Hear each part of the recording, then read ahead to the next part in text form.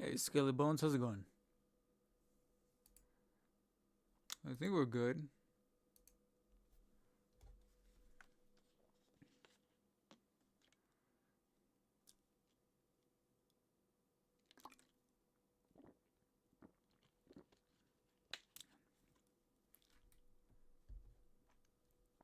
Oh, God.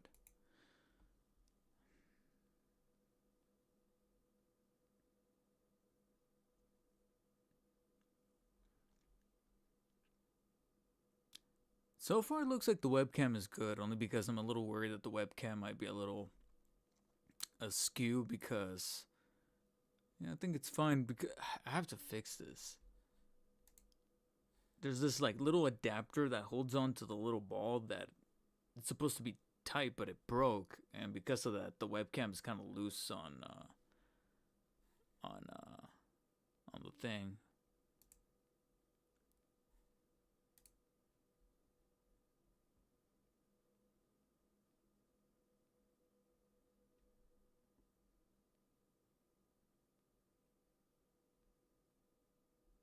Pepper the Instigator, welcome.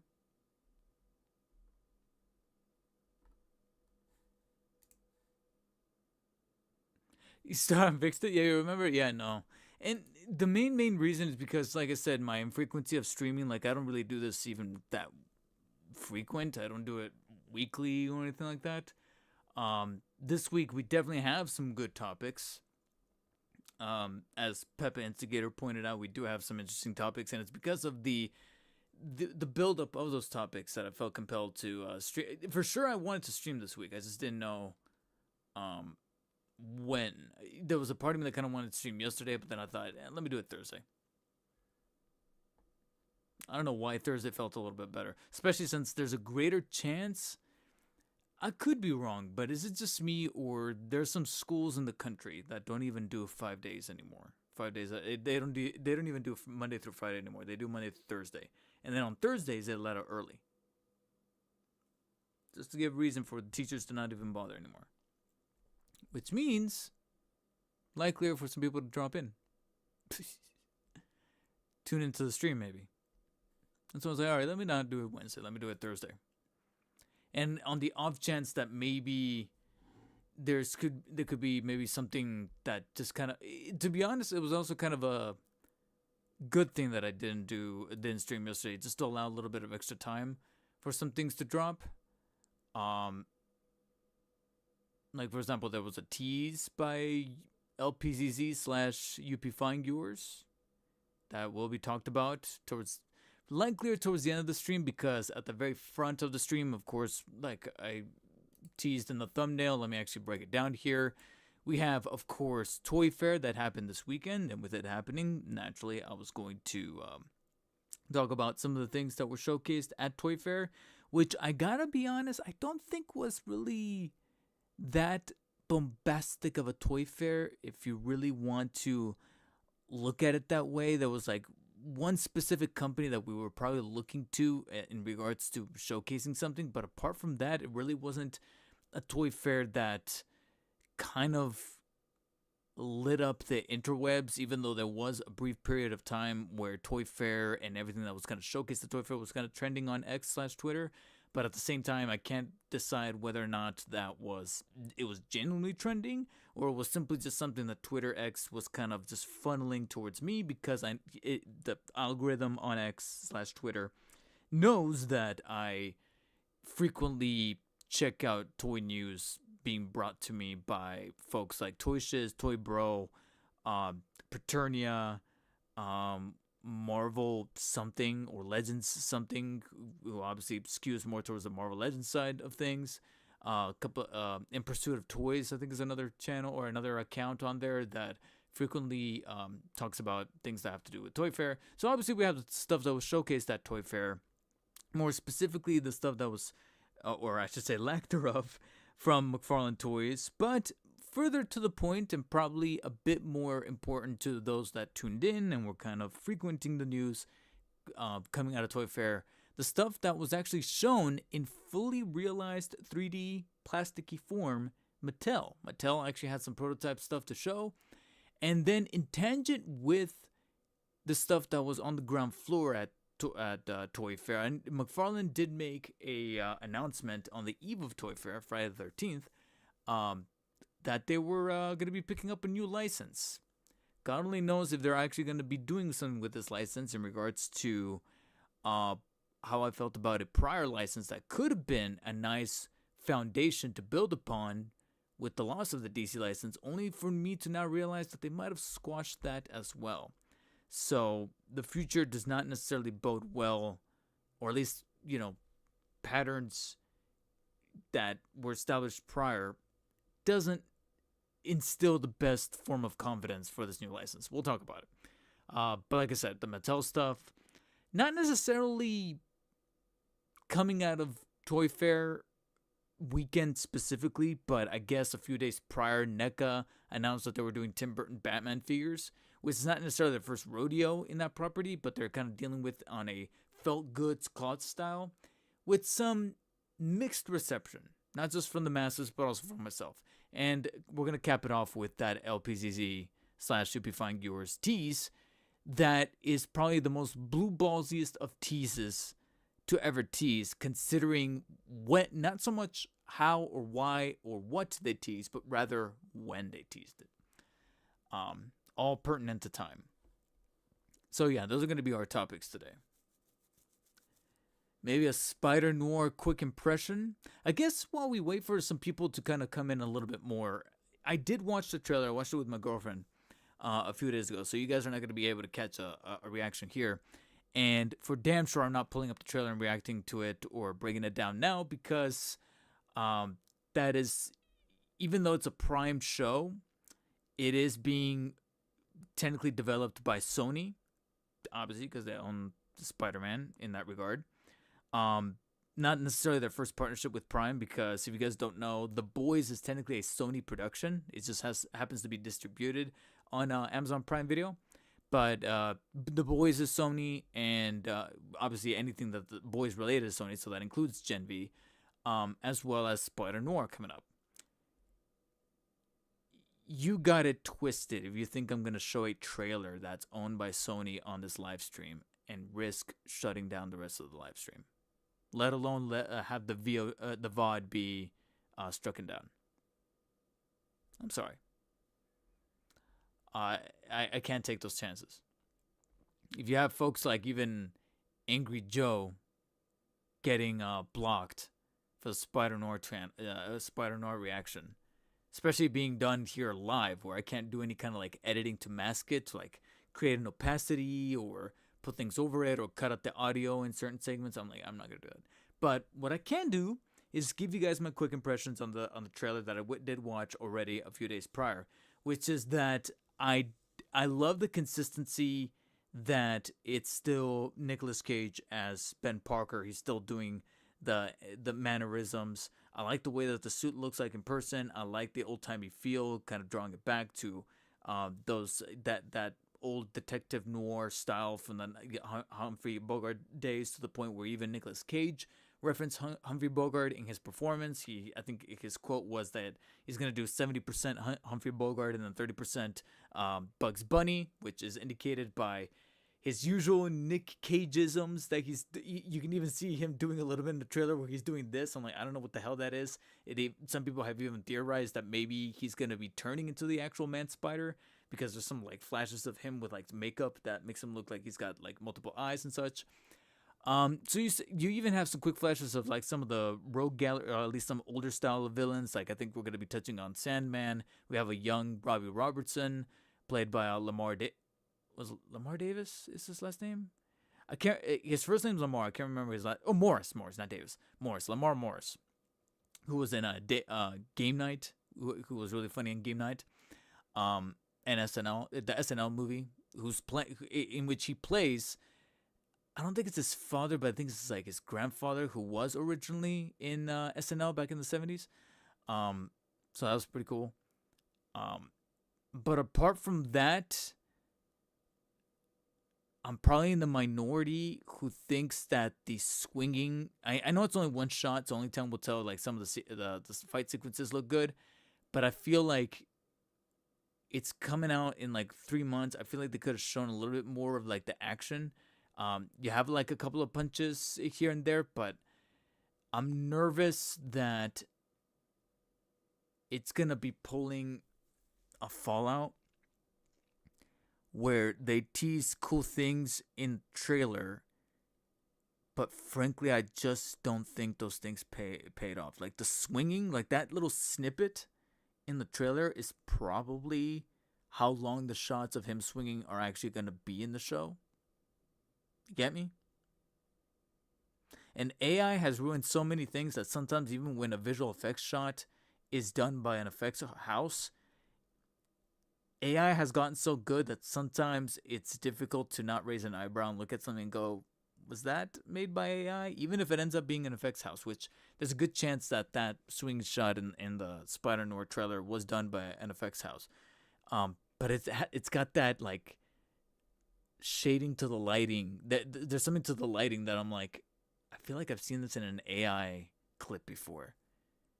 And it just kind of ruins that illusion. Like I can't help but feel like it's AI, even though it's probably not. But I know that in my heart of hearts, it's not AI. It's done by so Prime cannot afford for that bad press to get out and be like, oh yeah, this was done by AI. But at the same time, it looks it. I can't help but say that it looks it.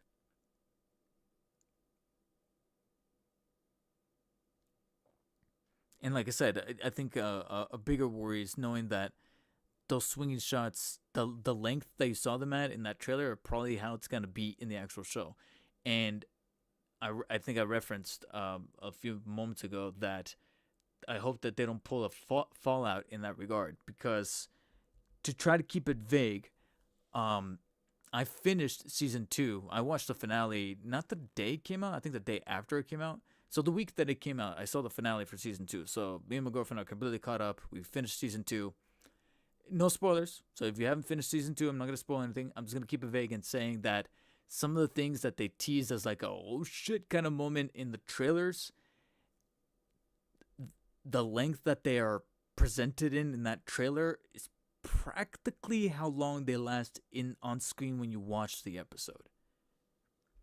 Specifically a creature that was being hyped up in the trailers that's very important for the mythology, or the lore rather, of New Vegas, is shown in the trailer like ooh. And when I watched it in the show, I'm sorry, but like I said, I'm probably in the minority here. It could be a hot take, but I'm like, is it just me, or did they like nerf the shit out of these creatures?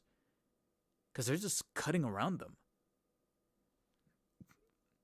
Like an episode ends with a tease, but then the next episode opens with them running past them and escaping them, and I'm like, oh, that's it?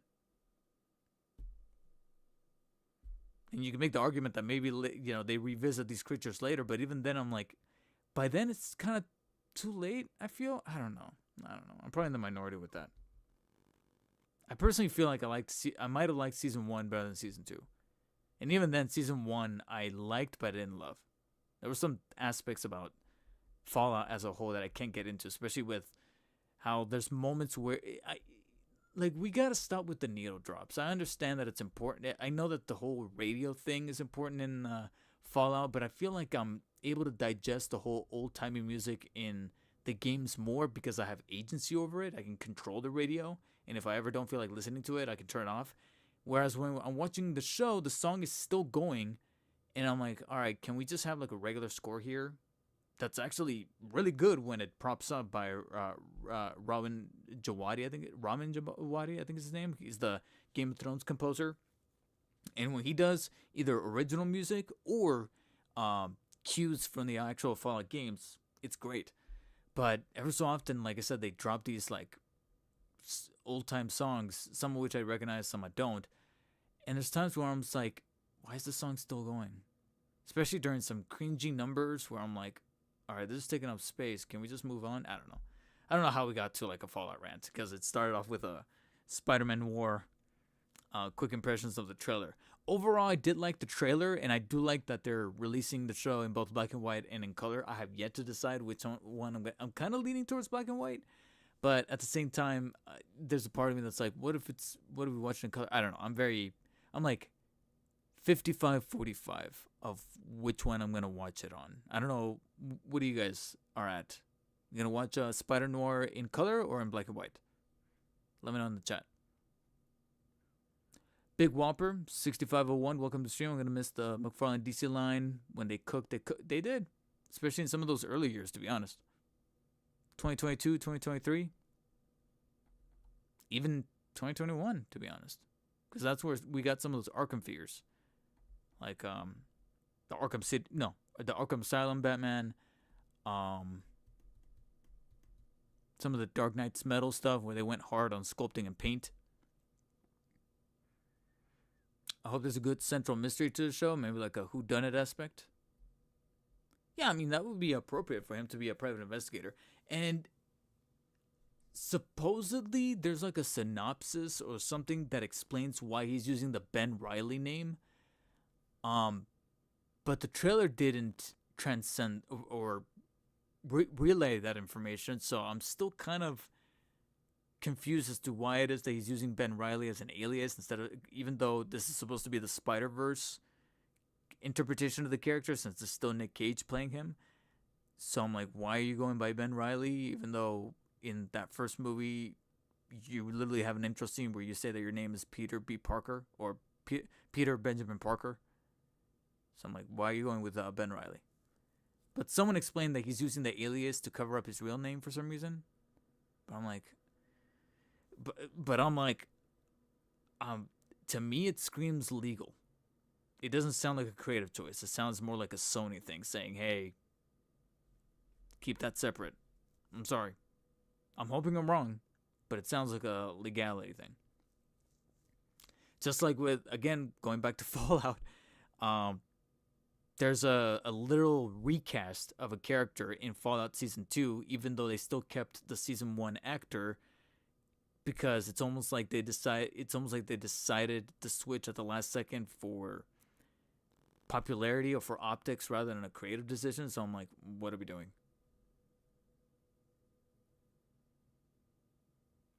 Christian Corbett, welcome to the stream. How's it going? I haven't seen you in a while.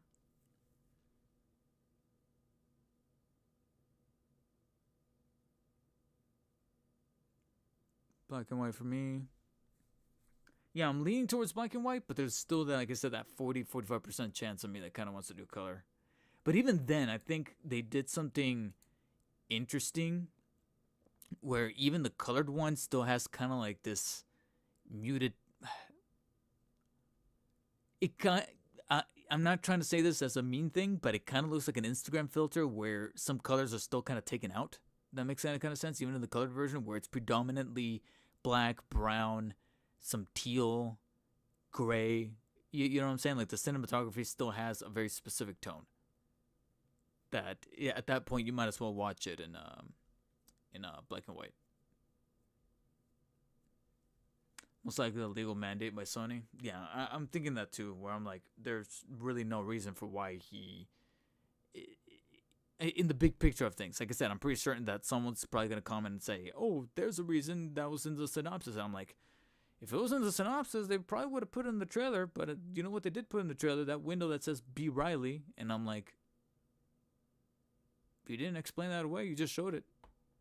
You're going to confuse a lot of people, because a lot of people are probably going to be tuning in and being like, oh, is this connected to Spider-Verse? And now they need someone needs to tell them. Okay, so I ranted long enough. Some of you are here. Let's get down to it. Toyfair 2026 was this past weekend. It also happened to be the weekend of the first Friday the 13th of the year. Yes, I said first because we literally have a second one next month. Because this February only had 28 days, exactly 4 weeks later, the month starts practically anew, and the numbers, if you guys look at the calendar, the dates for February and March are exactly the same. The only difference, obviously, that March has the extra 3 days, but the days literally land the exact same day because of it being 4 weeks. So February has literally all 4 weeks mapped across, all 28 days mapped across all 4 weeks, 7 by 4. If you look at the calendar, it's literally a 7 by 4 grid. It's crazy. So that means that March starts exactly the same. So we have a Friday the 13th this month and next month. It was that weekend that we started Toyfair. Now, that weekend also happened to be Valentine's Day weekend. So naturally, I had I had plans, and I kind of sort of did have plans. You know, cooked for my girlfriend. I made us tuna melts. Next day we had Costco pizza, which hits still, even though they cut back on some of the options, which I totally expected happening post COVID for budgetary reasons. But anyways, Toy Fair was that weekend. So they probably did it on purpose because they know that the majority of the demographic that's going to be attending Toy Fair are single.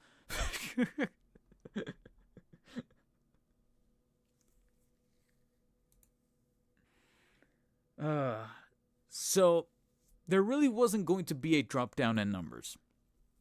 And an awful lot of the hotel business allocation within the city was not going to be disrupted. All right. Now, quick funny tangent. I was actually approved to go to Toy Fair this year. I think it was just a week and a half prior to the event kicking off on Friday the 13th. I was listening to a podcast. If you guys are listeners of the Wolf Den podcast from Wolf Den or Bob Wolf with his brother Will, they were doing a podcast, and at the very beginning, Will, who's more into action figures than the other brother Bob, was talking about Toy Fair because of at the time the New York Toy Fair was coming up, because he was referencing the Nuremberg Toy Fair or toy convention in Europe. And out of curiosity, he decided to check the requirements, the criteria for being an influencer to go and check out Toy Fair, the actual proper Toy Fair in New York City. Since they are East Coasters, they live in Long Island, and they thought, oh, can we attend? Out loud during this podcast, he said that if you're a YouTuber, you have to have a subscriber base of 25,000 subscribers or more, and proof of channel ownership or channel credentials by having a screenshot of a screenshot and a URL link of the channel. I heard this and I was like, technically I have 25,000 subscribers and I can prove it, and I have screenshots of my analytics that I have access to. And I thought, what the fuck? I went to the Toy Fair site. I went to that press page that has you fill in all this information, submit a PDF that has the screenshot of my YouTube analytics showing that I have 25,000 subscribers, put the link, I sent it in, and I think it was quite literally it was actually not almost 2 days, because I think I did this on a Friday, and I think it was Sunday morning. I think it was like a week prior to the weekend of Toy Fair, so it was like the 6th, 5th or the 6th? No, 6th or the 7th, somewhere around there. I get the response saying you've been approved. Here's a link to hotels that you get a discount on. I was like, are you serious? I wasn't even serious about it. It was like I said, a very shits and giggles sort of thing. And yeah, they actually gave me the go-ahead as press to attend Toy Fair in New York. But here I am in Southern California, a week away, broke as fuck, and I'm like, thanks, but we're literally looking at some, and I'm sorry, but contrary to popular belief, I actually do happen to have a girlfriend. I'm in a relationship for 10 years. There's really no way that I'll be going to New York by myself. I naturally should take her with me. So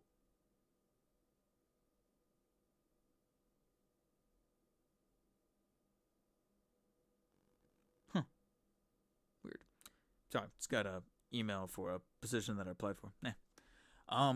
No, but yeah, I'm gonna take her, so obviously I need to account for how much it would cost for two of us to go. And crunch the numbers, we're looking at $2,000 that's not counting obviously any other kind of amenities. I can never pronounce this word. Amenities in regards to like food, drink, entertainment, things like that. I'm strictly just talking about flights and the flight and the hotel for at least the 3 days.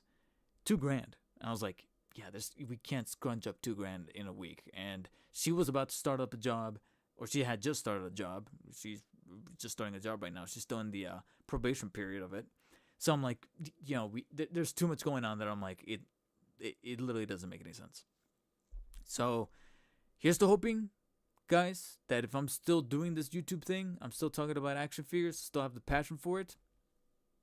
Toyfair 2027, which just recently had its dates announced. I think for next year, they moved it down. I think maybe they heard some feedback and people saying that they don't want it to happen on Valentine's Day weekend, so they bumped it down a week. I think it's I think I read somewhere that's like the 19th or the 20th through the 22nd now, which is the weekend after Valentine's Day weekend. So I'm like, all right, that's a bit more feasible. Granted, a year out, I would argue that,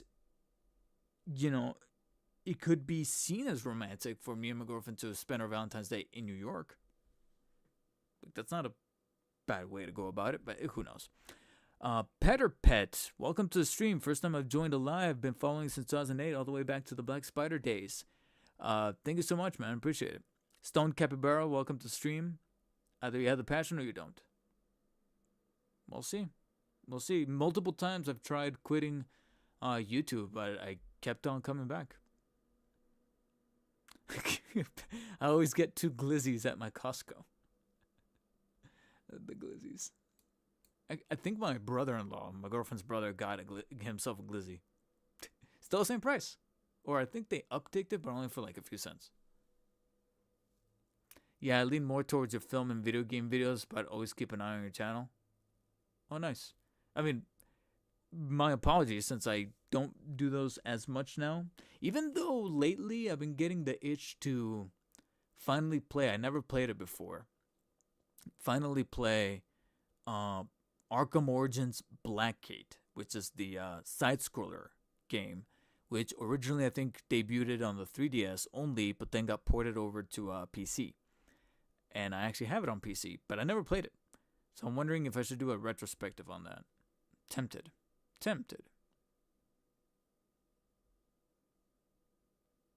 So,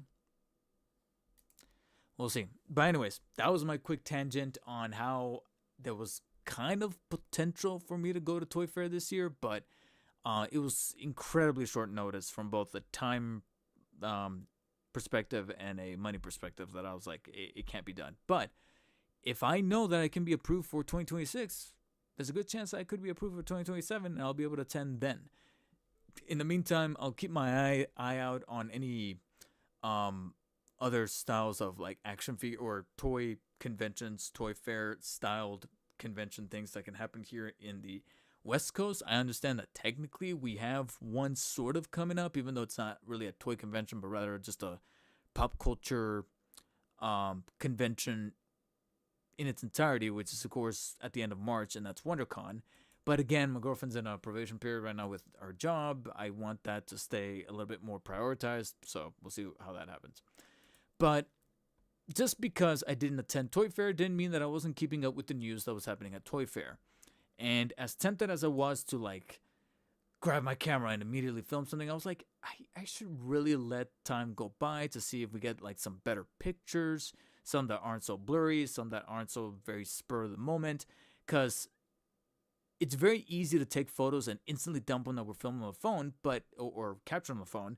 But who's to say that maybe there wasn't like a professional photographer on hand who had a DSLR, took a bunch of pictures of some of these figures on display, and then it was literally like the end of that weekend that they finally dumped all that stuff on their computer, on their social media platforms, and it finally made the rounds. And that's what I was waiting for, some much more clear pictures that were brought to us from the usual suspects like Toyfair, Paternia, and such. And I was able to scrounge up and deploy an awful lot of those tabs here on the side.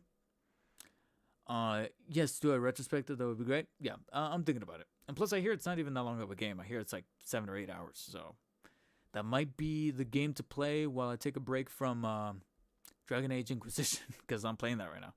And I've already sunk like 45 hours into that. I want to take a break from it. So let me switch on over to a post here by Paternia. Let me just make sure that I have it captured on a separate page here. Here we go. All right, so we got Paternia with this post, and we have plenty of others. Obviously, he created a bit of a thread here tied together. But this is the first one I have loaded up.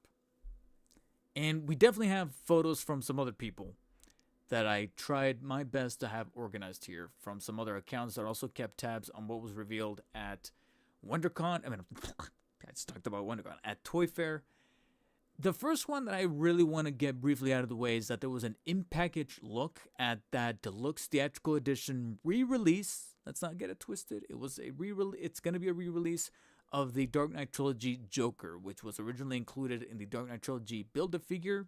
That was a Build-A-Bane release, except then it was just Joker with the extra hands and the pile of money, and the majority of the plastic was, or the rest of the plastic I should say, was allocated inside of the box for the Bane pieces.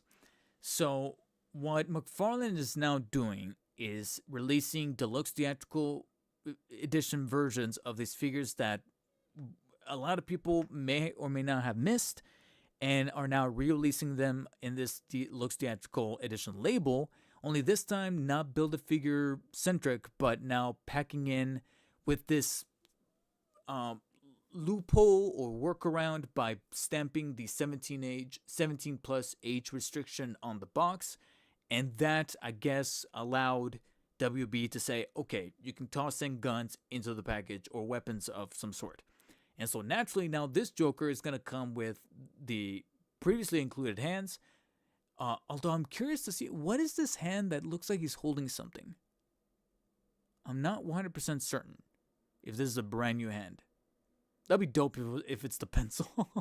But what it's not for sure, it's going to be his pocket knife, because it's going to be here on separately, which I think already came in the original Joker release. But what was not included in that original Joker release is going to be the Tommy gun, the pistol with the extended mag, and then, of course, the rocket launcher, or the bazooka, as mentioned by the cop in that chase sequence. R.I.P. to that actor, who unfortunately has since passed away. One of the other draws that people have pointed out, even though I feel like this is going to be a thing that I will not be able to see until I see it in hand or see it in person at the store, and even then I probably won't pick it up. You can, ship it, book it, clip it, whatever it is that you have to do. Right now, I'm not buying this. I'm probably gonna take photos of it if I come across it in the store, but I genuinely cannot see myself buying this, even for review, because I already have the original. I have the munitions pack. It's $35, even pricier than the original Build-A-Figure version, $25. I'm happy for the people that missed out on that original version and now get this updated version. Go ahead. I'm not telling you to not get it. Go get it. Go get it. Go pick it up. It's fine.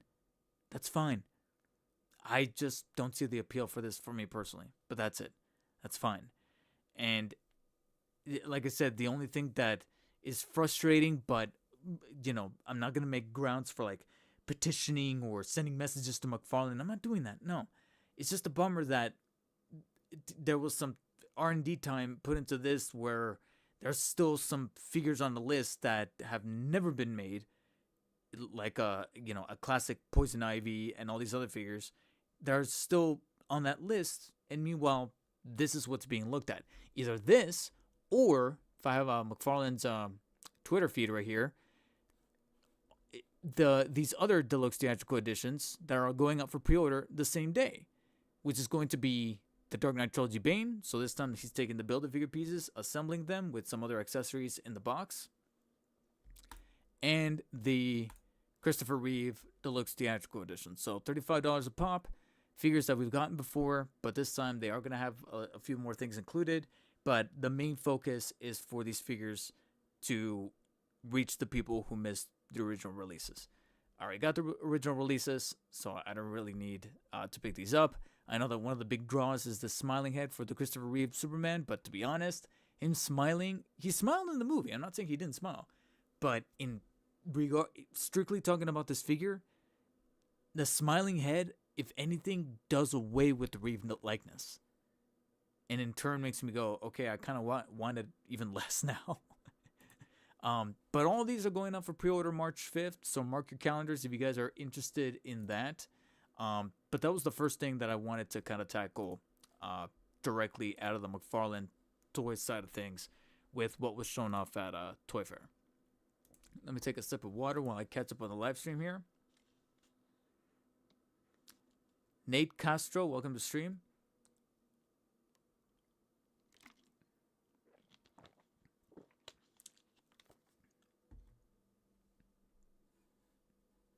Okay, nothing new on the chat. I thought that would be something new.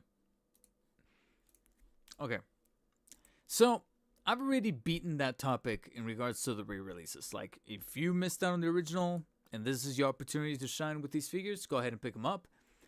I'm waiting for brand new figures, and it looks like we had the opportunity to tackle a brand new figure until I realized it wasn't. From these photos that were finally pulled from Toyfair. We're getting a Brandon Routh Superman. On paper, this is awesome. On paper, this is awesome, because I've said multiple times, even as the arc continued with certain leaks recently, that we were finally going to get a Brandon Routh Superman, because I think it originally was called 2006 Superman, and then it said Brandon Routh, yada yada. And so now it's been made material that we are getting a Brandon Routh Superman, since I believe in terms of like the cinematic Superman. So if we were to go ahead and not acknowledge anything that's TV related, this is this guy, and I guess you could say the George Reeves Superman is probably the only two in that sense that have yet to be tackled. There's a really, really strong chance that we're never going to see George Reeves, considering the somewhat morbid, dark implications of tackling the estate regarding his likeness there. So that's probably something that McFarlane's not even going to bother touching, especially on the eve of closing things out with the DC license. So the only obvious choice, or to continue forward with the cinematic interpretations of Superman, is to do the Brandon Routh, which has yet to be tackled. And again, I reiterate, on paper, this sounds like a great idea. Until I saw it here fully realized in 3D plastic, only to then see it here in this package shot that was brought to us by Paternia, which showcases a rip on the box that was already damaged in handling. But it is what it is. They're traveling from, I believe it's Tempe, Arizona, where they're stationed, that McFarlane is stationed right now, their headquarters. At least their headquarters, I think in regards to design, I think McFarlane is in Tempe, Arizona, and then their manufacturing logistics, their logistics manufacturing is in China, but their logistics thing I think is Nevada, Las Vegas, because whenever I order something from the McFarlane toy store, it ships from Nevada. So I think that's how they have it set up, but I could be wrong. But this is simply just a package shot from Paternia. Over, I guess I can close. Actually, no, because Toy Wonder over on Twitter also has these shots of it in box. And then over here, some shots of it on a table.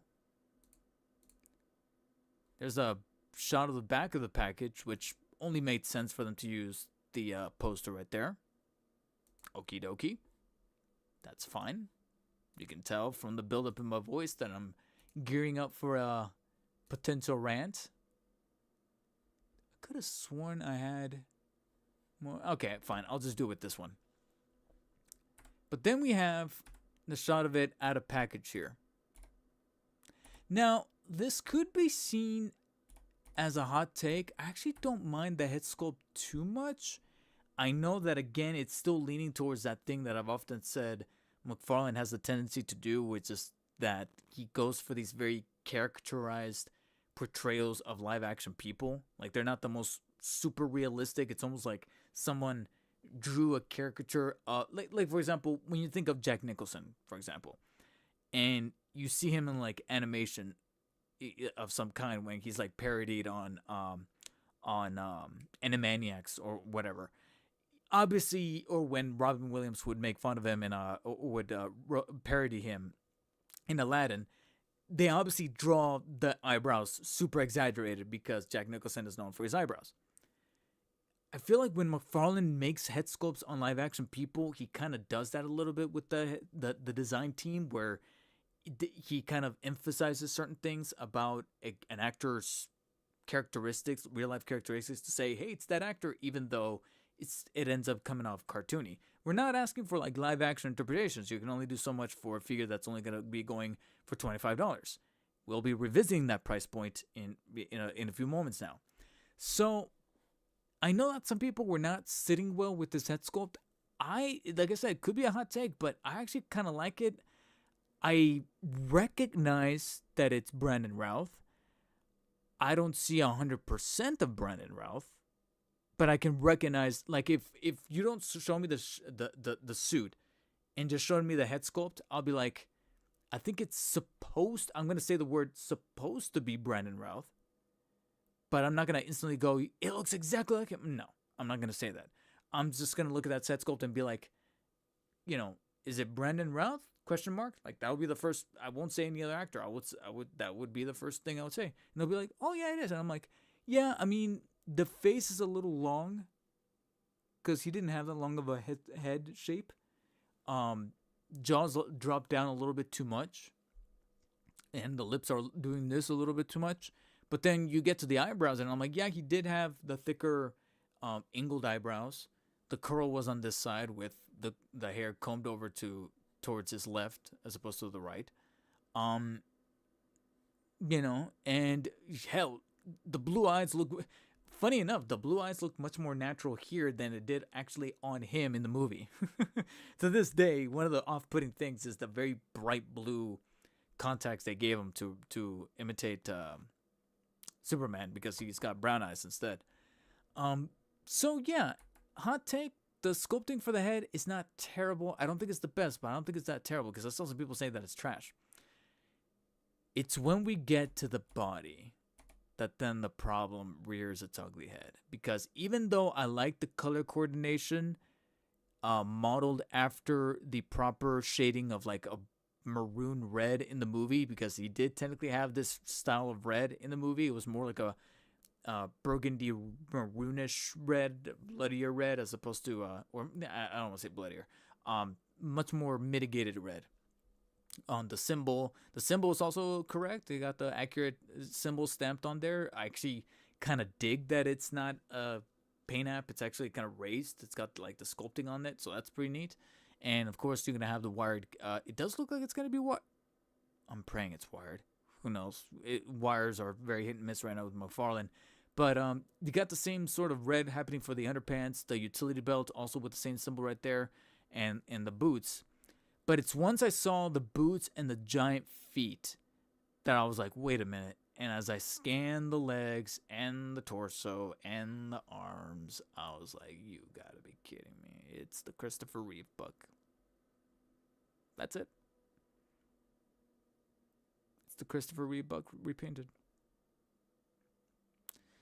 And I'm like, all right, oh well, I just kind of had this like defeated sort of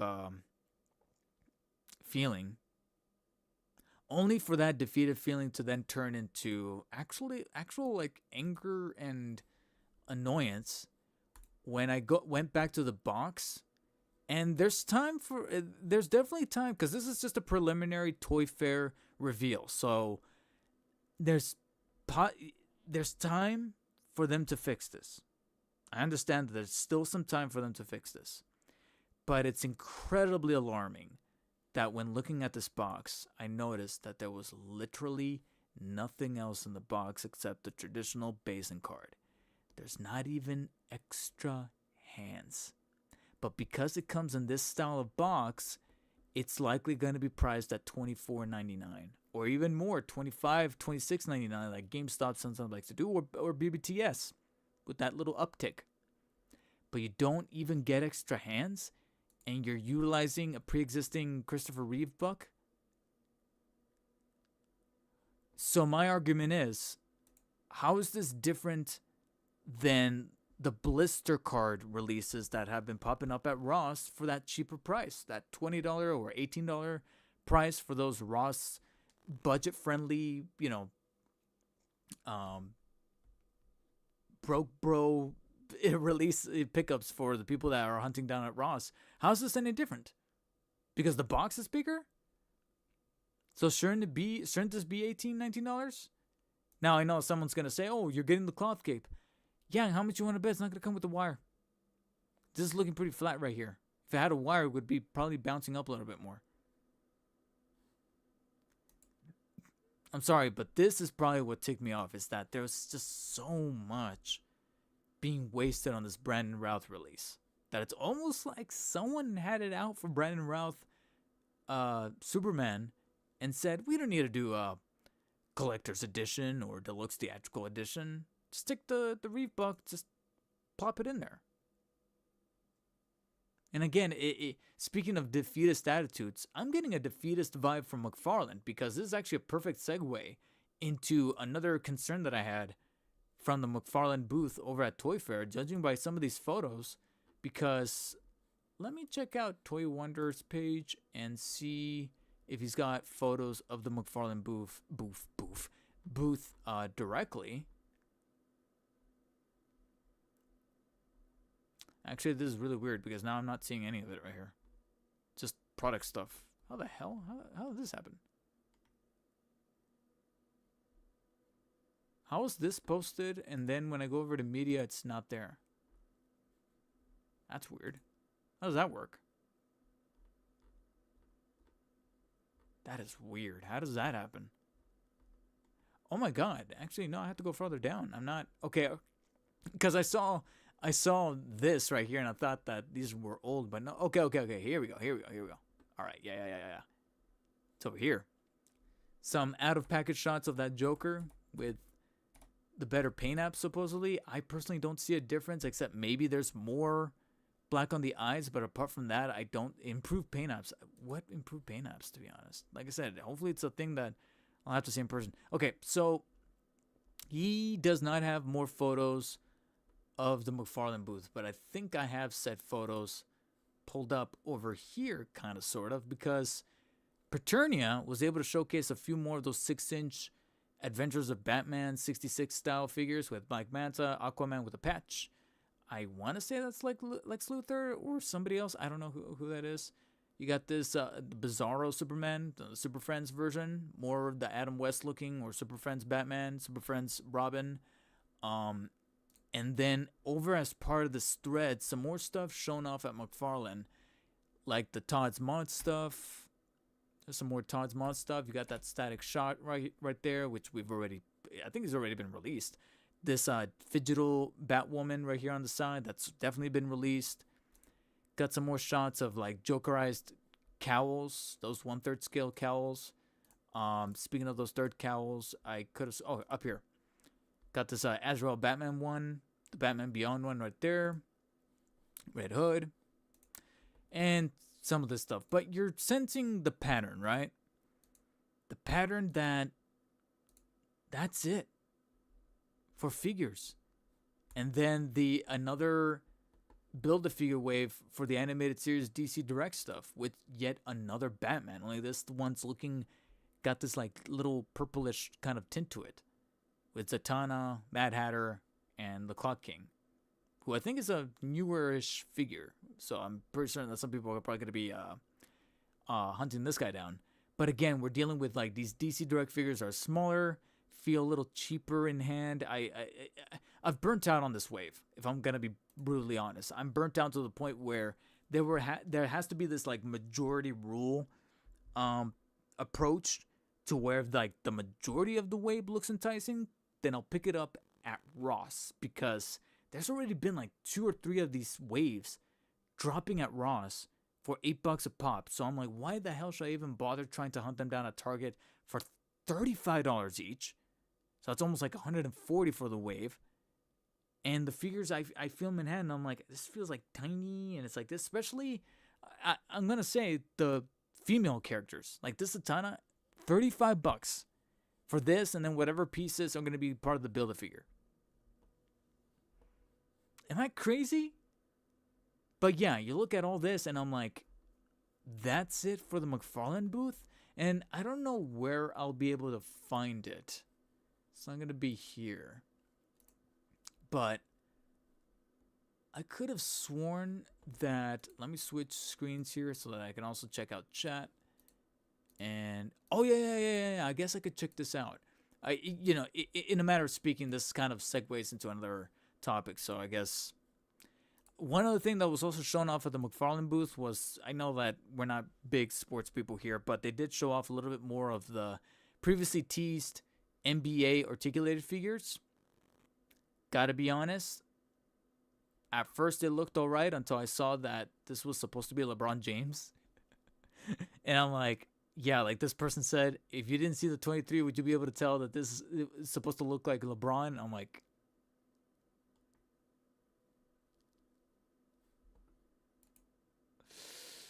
Yeah, I think it's still going to have to be Mayfix for designated NBA figures. It's funny because the outfits don't look bad. But then what's going on with the knees? Look at the way they're cut. They're cut like an actual athlete's knee.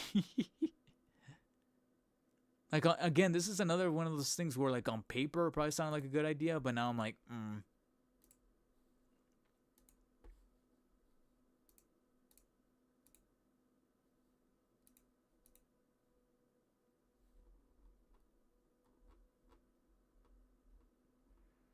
So, yeah, it's looking... It was awfully, you could say, quiet when it came to McFarlane. On that booth. Toy Gains, welcome to stream. I could have sworn, I think I saw your name before.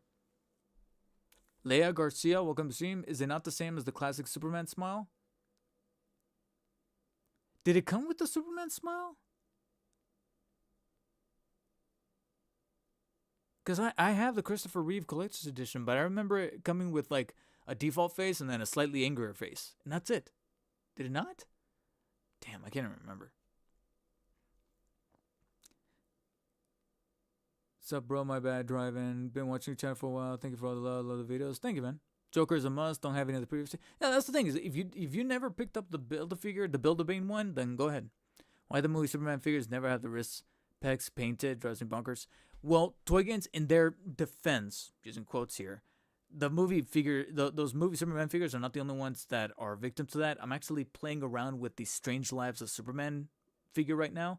That guy's got the blue wrists. No skin tone wrist paints.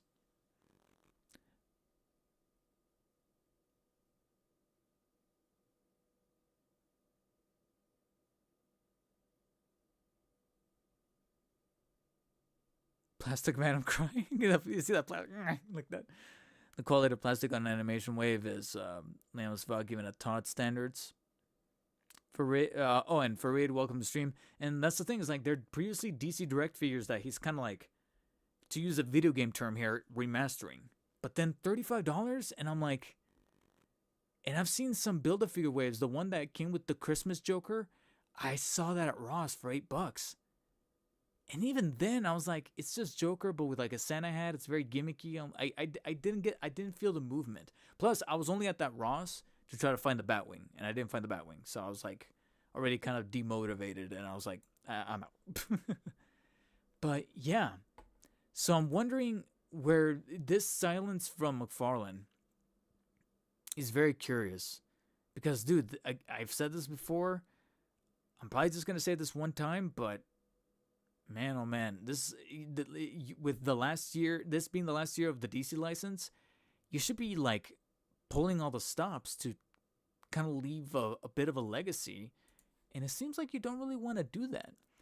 And there's actually an interview that I've been meaning to watch over at the Addicted to, what was the channel name?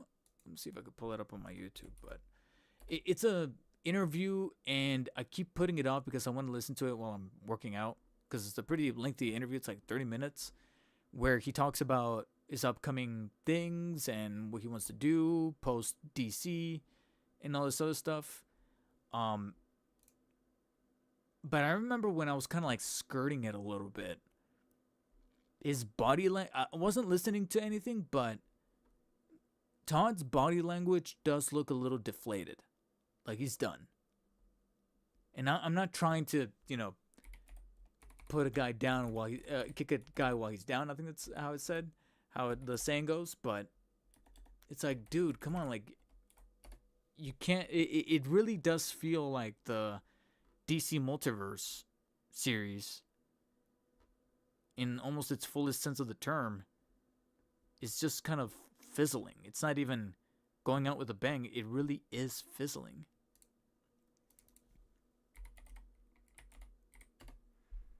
I don't know why I can't find it. There was an interview with a channel. Where's that channel? Oh, Adventures in Collecting Podcast. That's what it's called. Found it.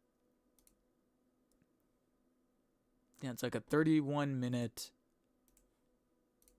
Right here. I've been meaning to watch it. Or rather listen to it. But being how long it is, I'm like, I kind of want to listen to it on the gym. But I've been kind of putting it off. So, and I was hoping to listen to it prior to this stream so I can have a little bit more information in regards to what's happening with McFarlane Toys going forward. But I haven't had the time. So unfortunately, I don't have much knowledge. I just know that I kind of skimmed through it. And the body language from Todd, even though he is focused on like drawing something because he likes to multitask that way, it does still, however, come off as very like, like that. In other videos too, where he's like done promotional stuff, like on social media platforms where he's trying to showcase something, he just seems kind of like, yeah, I'm out, I'm done. And it could be possible that the reason for why that is because he's turning his attention to Helldivers, or more specifically, Sony. Because announced on the eve of Toyfair, Friday the 13th, McFarlane put out a statement saying that they are the upcoming 7-inch scale based on Helldivers 2 are designed to... McFarlane Toys announces Helldivers 2 and God of War collectibles officially licensed by Sony Interactive Entertainment. So they got the Sony license. And in this statement, I'm going to paraphrase it here because I don't want to read the entire thing. I just want to point out probably the most important things. Ooh, it highlights in red. Cool. This is probably the most important thing. Is because obviously right here they go into like models and what Helldivers means to people, yada yada. But these three parts right here. Helldivers 2 and God of War will be part of the McFarlane Elite Edition and McFarlane Gaming Edition lines. In addition to the highly detailed sculpts, paint and articulation, these incredible action figures will also include an assortment of accessories for maximum play and posing options. The Helldivers 2 action figures are scheduled for release in spring of 2026, which I do believe because Toy Bro over here on Twitter did show some photos of the prototypes of the Helldivers 2 figures from McFarlane Toys. So they actually already have some prototypes drawn up or printed out, I guess you could use the term, shown off at Toyfair with different color coordination. You can see right here that some of them are going to be Elite Edition, specifically this black one right here, probably because it looks the coolest. It's going to be the coolest. And naturally, with the railgun and doing the whole democracy pose and the wired cape, this guy's going to be Elite Edition. It does look like these also might have wired capes. They're definitely felt goods capes, but I don't know if they're going to be wired because it looks like they're just kind of drooping. So it's possible these are going to be like the default ones. And they might only come with like maybe one weapon and that's it. And those are going to be the gaming edition, aka standard $25 a pop ones. And I know that some people are already looking at the diapers and going, what the fuck is that? But at least some of these ladder figures have the little like tunics or skirts, kind of like the things kind of drooping over it to kind of cover it up. So a clever little trick there.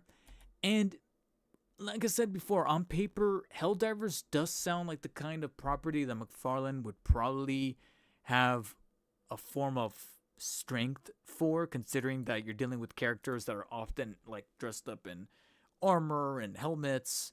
You got, I think, mech suits that were recently added to the game.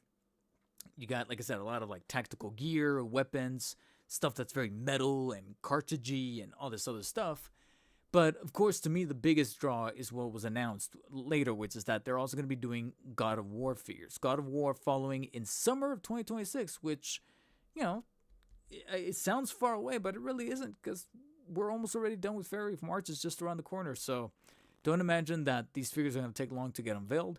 Products will be available for purchase online and at select retailers, with pre-order details shared closer to release. More details to follow on the incredible lineup planned for God of War. In addition to Helldivers 2 and God of War, additional action figure collections will be released that are inspired by some of the most iconic games and franchises on PlayStation, including The Last of Us, Uncharted, Twisted Metal, Ghost of Yotei, Ghost of Tsushima, Horizon, and Bloodborne. You have McFarlane Toys doing more for Bloodborne than actually Sony. And honestly, what a dark and morbid joke to make today after the announcement that they're shutting down Bluepoint, which was the only savior that probably could have brought people what they really wanted, which was a PC port or a 4K 60 frames per second remaster of Bloodborne on PS5. And what do they do? They shut down the studio. That's insane. I'm sorry, but I'm gonna say it. I truly do think that we're in like the worst time in gaming, to the point where you know, if you have a backlog, just go to your backlog. I know that Resident Evil 9 comes out in literally a week, but apart from that, just go to your backlog. Don't be looking out for like the newest stuff, because there's no hope. There's oh god, but yeah, McFarlane's gonna be doing Sony figures. Kind of interested to see if that means that they're sharing licensing rights or benefits or things that with Spin Master, because I know that Spin Master has been making some Sony figures. They made some Last of Us figures, like a 2-pack of Joe and Ellie, and then some God of War figures and Ghost of Yotei figures that I even considered at one point to pick up. But now I'm kind of glad that I didn't, considering that now McFarlane's going to be doing some. So being probably in the 7-inch market, I would say that God of War is probably a good idea to start off with, because it's like, okay, if you can't afford a third party like the God Slayer that came out overseas, that third party figure that a lot of people are actually really, really vibing with, then maybe that could, you know, a much more affordable McFarlane might be your best bet. Pepe Instigator, thank you for joining at executive producer level 2 tier. Shout out to Pepe Instigator. I believe I'm gonna have to record your credit mentioning in future videos. What's my next video? Yeah, I have time to add you to the next video. The next video is gonna go up on Sunday. It's mostly edited, but I can still splice you in. Okay. But yeah, thank you for joining at the executive producer level tier and becoming a executive producer. Appreciate you. Sony ponies rise up. Oh yeah, I forgot that that's my emote there. So you got the emote now. So Sony as Impossible Toby's Spider-Man figure. No, Big Whopper. That's Marvel. All right, that's Marvel. Get that out of your system right now. That's Marvel. That's Marvel Legends. When it comes to license in this scale, it's Marvel. I mean, well, yeah, it's Marvel, which means Marvel Legends, Hasbro. That's Hasbro. It's not gonna go to DC. I mean, I'm sorry, it's not gonna go to McFarlane. This is strictly Sony Interactive. So Sony Interactive, think of what they just listed: Last of Us, God of War, the Ghost games, Horizon, so an Aloy. I already closed the statement, but you get, you know. Spider-Man has way too much, you know, legal bullshit strangled around right there that it's not gonna happen.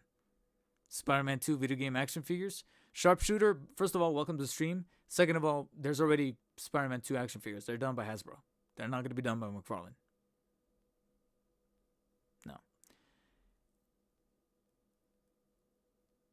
Oh yeah, and that's true. And it makes sense for them to tackle God of War because of the God of War show, as mentioned by Pepe Instigator, the God of War show that currently got casted and made the news with its cast announcements, which are so far practically perfect. They've been doing a bang up job. So I'm waiting for the shoe to drop on those cast announcements because they're going to announce something that's probably going to be controversial. But for now, almost every cast announcement for that God of War Amazon Prime show is actually pretty nice.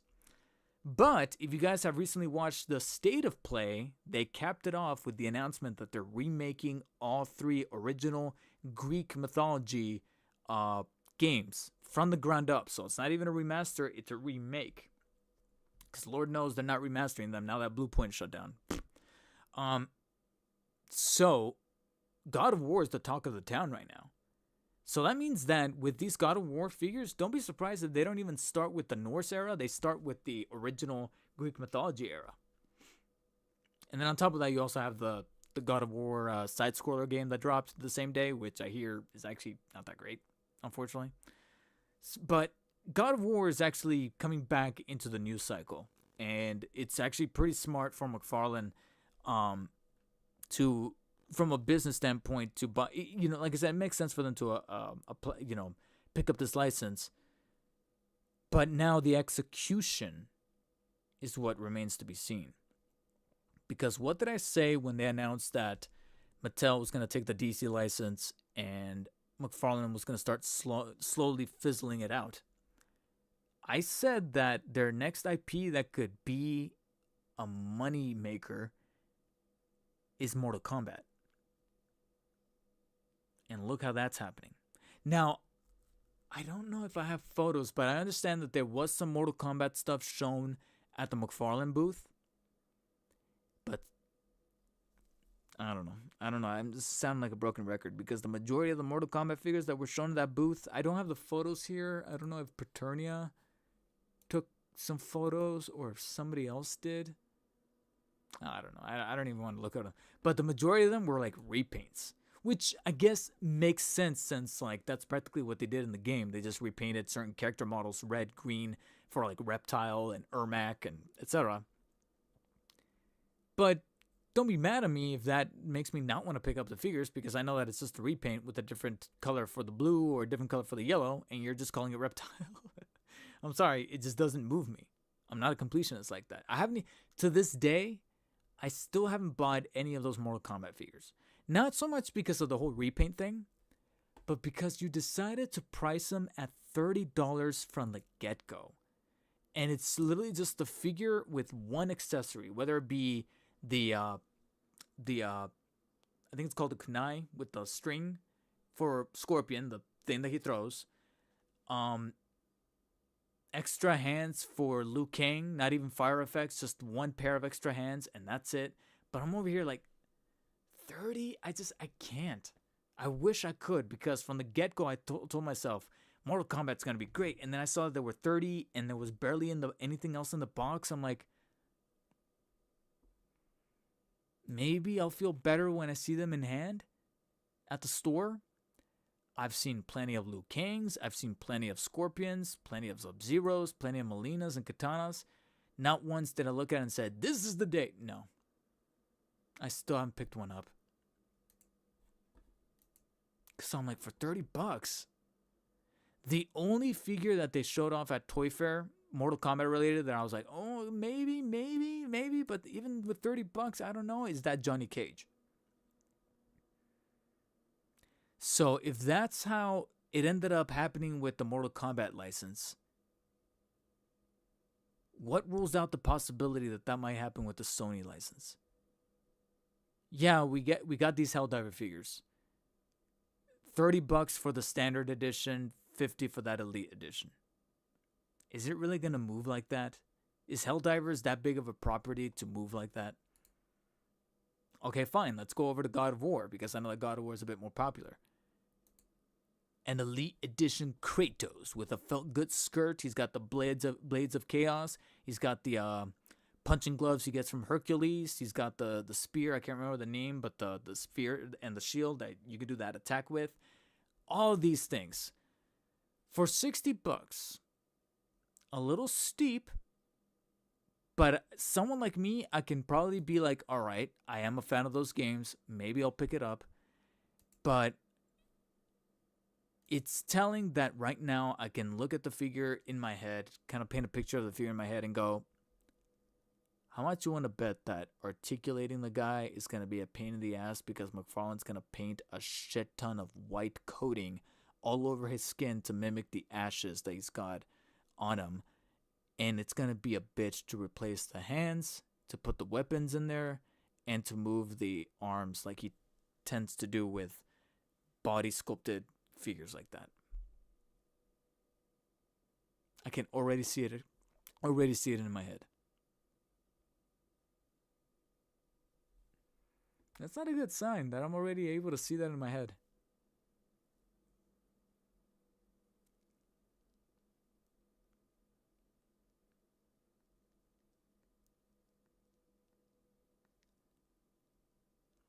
Skelly Bones, you sure that wasn't just a Panda Express ad? Oh God, YouTube is racist. That's crazy. The Reptile 2-pack looks sick. I gotta go back and look at it, but I just know that it just looked like the same Mortal Kombat figures again.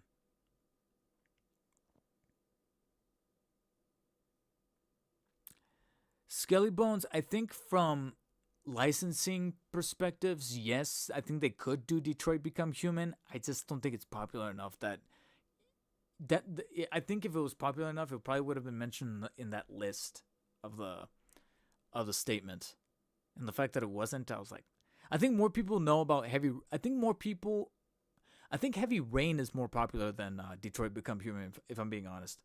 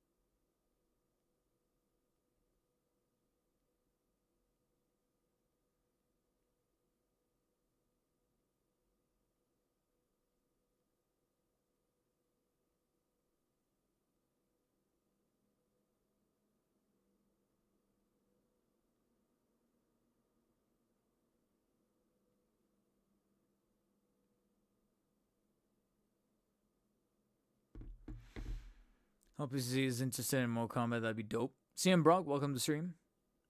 Yeah, I remember they made that poll where they were saying Mortal Kombat or Injustice or something like that.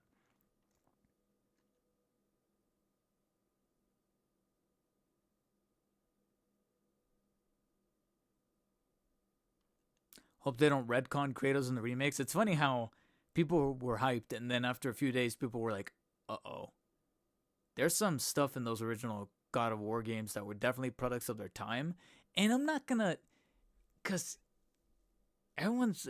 I'm not going to lie. Like, they're products of their time, but at the same time, there's people that talk about them like there were crimes against humanity. And I'm like, they're sex minigames. I said it. Sex minigames. Kratos has like threesomes and I think in one case foursomes with some of the mythological women in Greece. We're adults. We can say it. And I hate to say it, but I do think that they're going to cut them out. That's my hot take. I think they're going to cut them out. I don't want them to.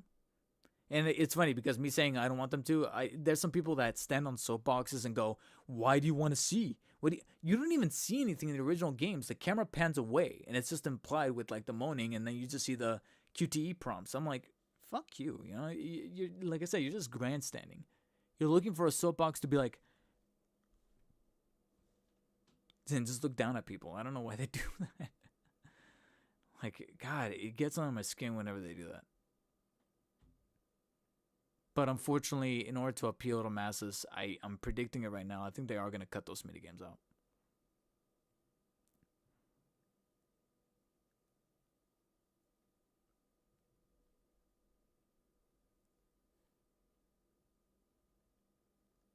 And yeah, I did see that Marvel Tokon, and I believe it comes out. When was the release date announced for that? Marvel Tokon release date? I know it's in August. So...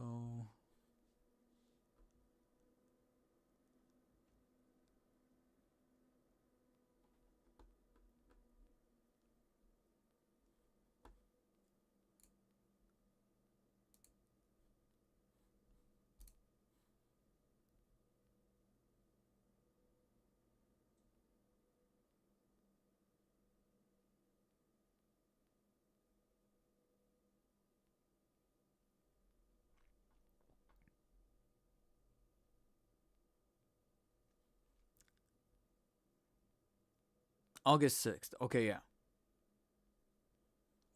Exactly a week before my birthday. Happy birthday to me. I'll probably get that for myself actually. Marvel Tokon, nice.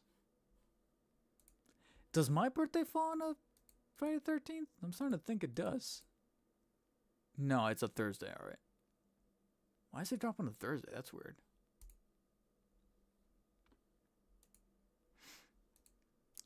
But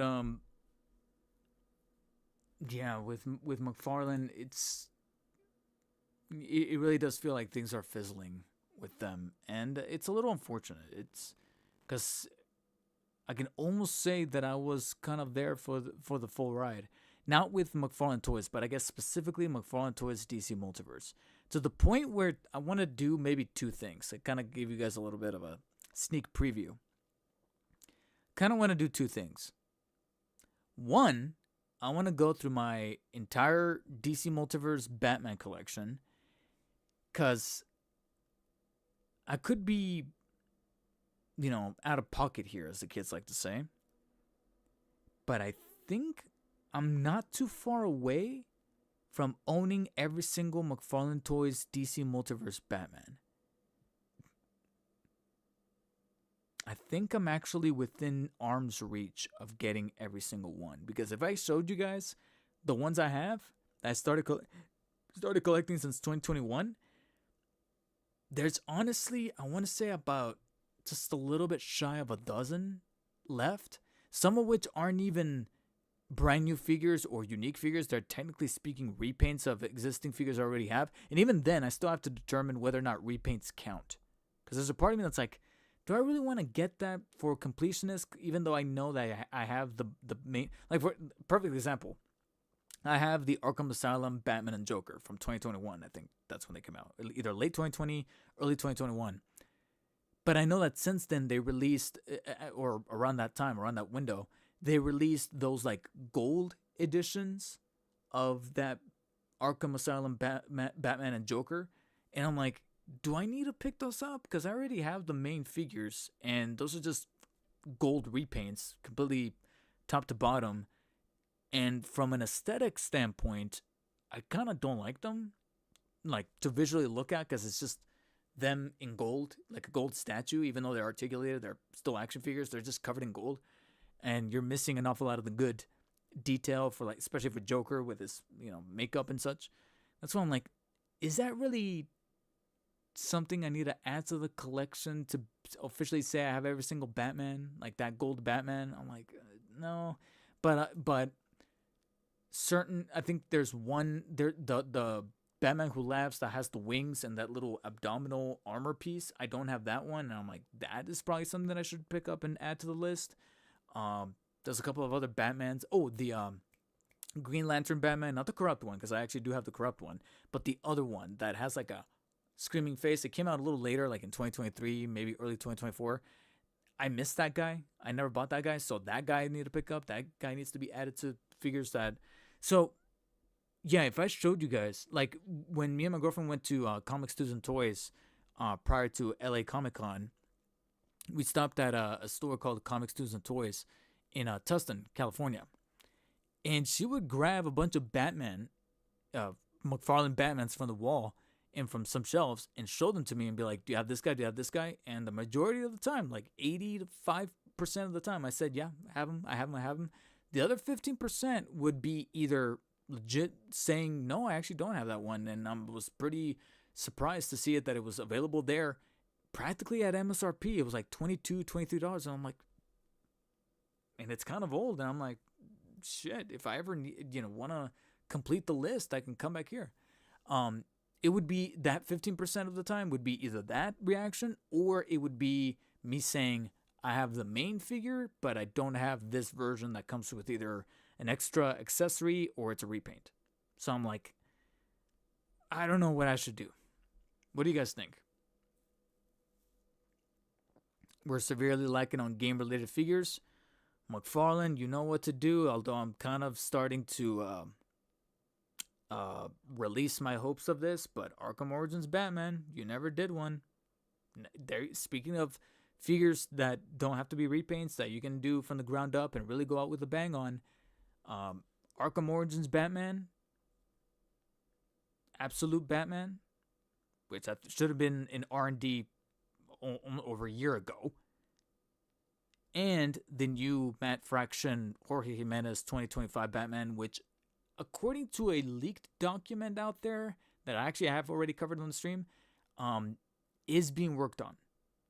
So I'm mentioning it here, but even though, as I mentioned in that prior stream, I don't know why I get this gut fucking feeling that Matt Fraction Jorge Jimenez 2025 Batman from McFarlane Toys is going to be the Nightfall Bug with a different coat of paint and a different bat symbol on his fucking chest. Mark my words. It's just going to be the Nightfall Bug, guys. I'm sorry. I don't know what it is, but if you've been reading those comics, look at his body proportions and tell me that can't just be the Nightfall Bug with a different head sculpt, the different blue and gray. That's kind of like a beigeier gray. It's kind of like a browner, slightly brownish, tintish gray, with the different symbol on his chest and the different utility belt. And that's it. Ship it, book it. That's what's going to happen. It's going to be the Nightfall Bug.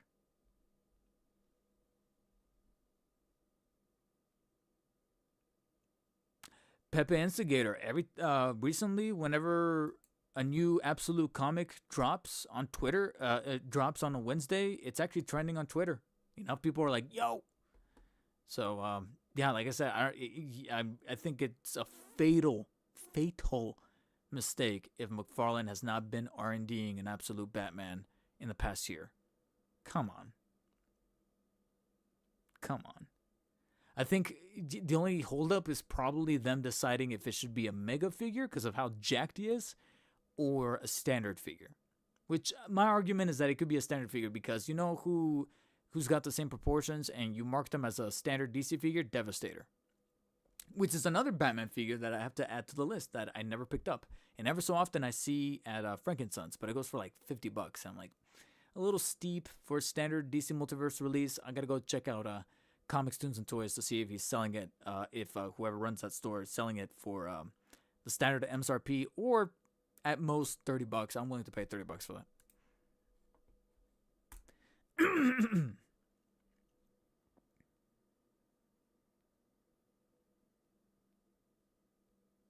But yeah, I already came up with 3 Batman right there that could have been revealed and showed off instead of deluxe theatrical editions, even though they come with the benefit of giving the people that missed out on the first releases the opportunity to get them again. But I'll rest my case. Pepe Instigator really using those emotes. That's actually my girlfriend right there in that emote.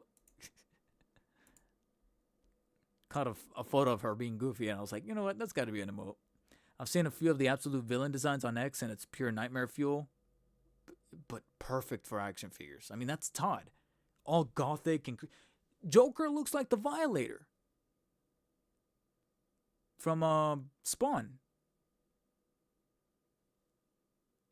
Come on. He always talks about how he likes like the cooler, like the beefier, chunky figures. The chunkier figures, you know, those are really cool ones. The ones with like the nerve endings sort of protruding out and looking very muscular, very beefy, like a lot of plastic in the box. You know, kind of like including that a little bit there. So you know, I like the beefier, buffier figures that are really big, bulky. You know, they're really cool, and I'd rather do those. And I'm over here looking at like Absolute Bane. That's a mega figure. That one for sure has to be a mega figure. Also, is it just me or is my camera tilting? Actually, no, it's kind of fine.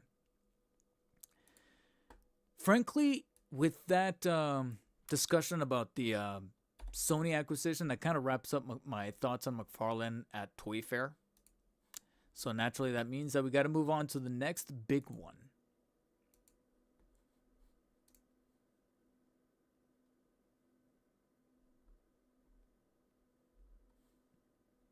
Before I do that, let me catch up on chat. Okay. Now, the funny thing is that we had a lot of like inbox photos, out of box photos, full displays with a nice little like shelf sort of structure over at the McFarlane booth, and yet it was the very robust and just sort of placed and somewhat unflashy look of the Mattel booth that gave us a look at some of the prototypes for the basic DC figure line, aka the Kitty line. The Kitty line that we're not allowed to make any sort of comments or criticisms on there because they're a kitty line and we can't talk about them because they're for kitties. They're for the kids. Think about the what's that Aqua Teen Force meme? Oh God, the poor children. Like, fuck you. I will talk about these guys because they have implications on the business, on the industry, and on the hobby as a whole. Go fuck yourself, okay? I will talk about them. It gets under my skin that I reiterate time and time again that yes, the target demographic is for the children. For the children. Think about the kiddies. First of all, nobody should be thinking about the kiddies after everything that's happened with Epstein. Second of all, we will be talking about these figures because of its implication going forward with not just the hobby, but also with Mattel's approach to the DC line in the other waves. I understand that these are targeted towards a younger, kiddier demographic. Doesn't mean we can't talk about them. But I know at the end of the day, you're still going to be harvesting your little comments saying, it's for the kids, bro. It's for the kids, bro. Now, fuck them kids. Okay? With that said, these figures actually look kind of nice. And I'll tell you why they actually do look kind of nice. Because even though Joker here does look a little basic, he does look a little overly shiny, and the lacking of the elbows joints with only one joint right here, only one for the knee. You do have thigh swivels, and I do understand that they're a little bit on the smaller and a little bit more on the basic side. But he doesn't look terrible. The accessory he comes with does have a bit of a Happy Meal-ish kind of approach.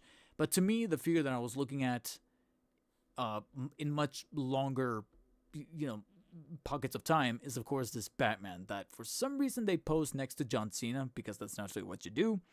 But I believe someone in the comments said that they put him next to John Cena for scale since Mattel has some of the wrestling figures on hand, specifically the basic figures that they have, to not only illustrate scale but also to focus on the point about how they're approaching the DC license, similar to how they're doing with the wrestling stuff.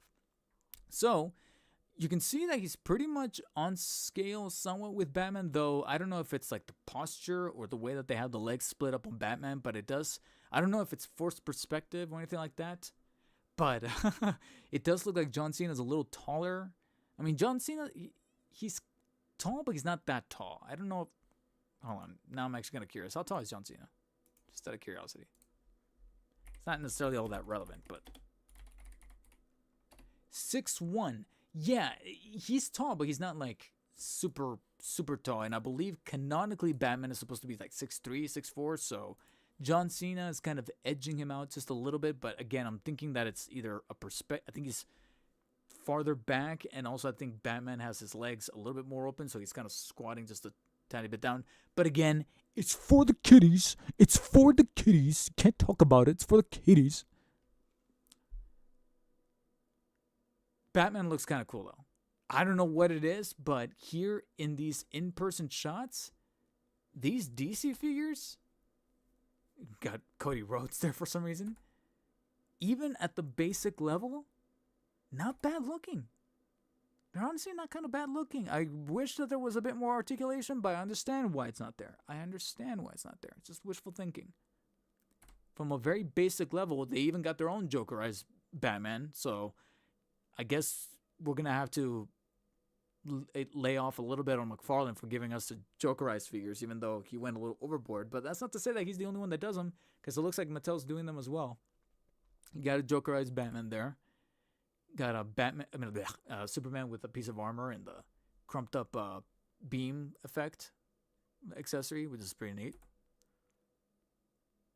I will admit that the only thing I could have probably done away with on the Batman is the little lining on his suit, only because it's a little telling that Superman's got the same kind of lining.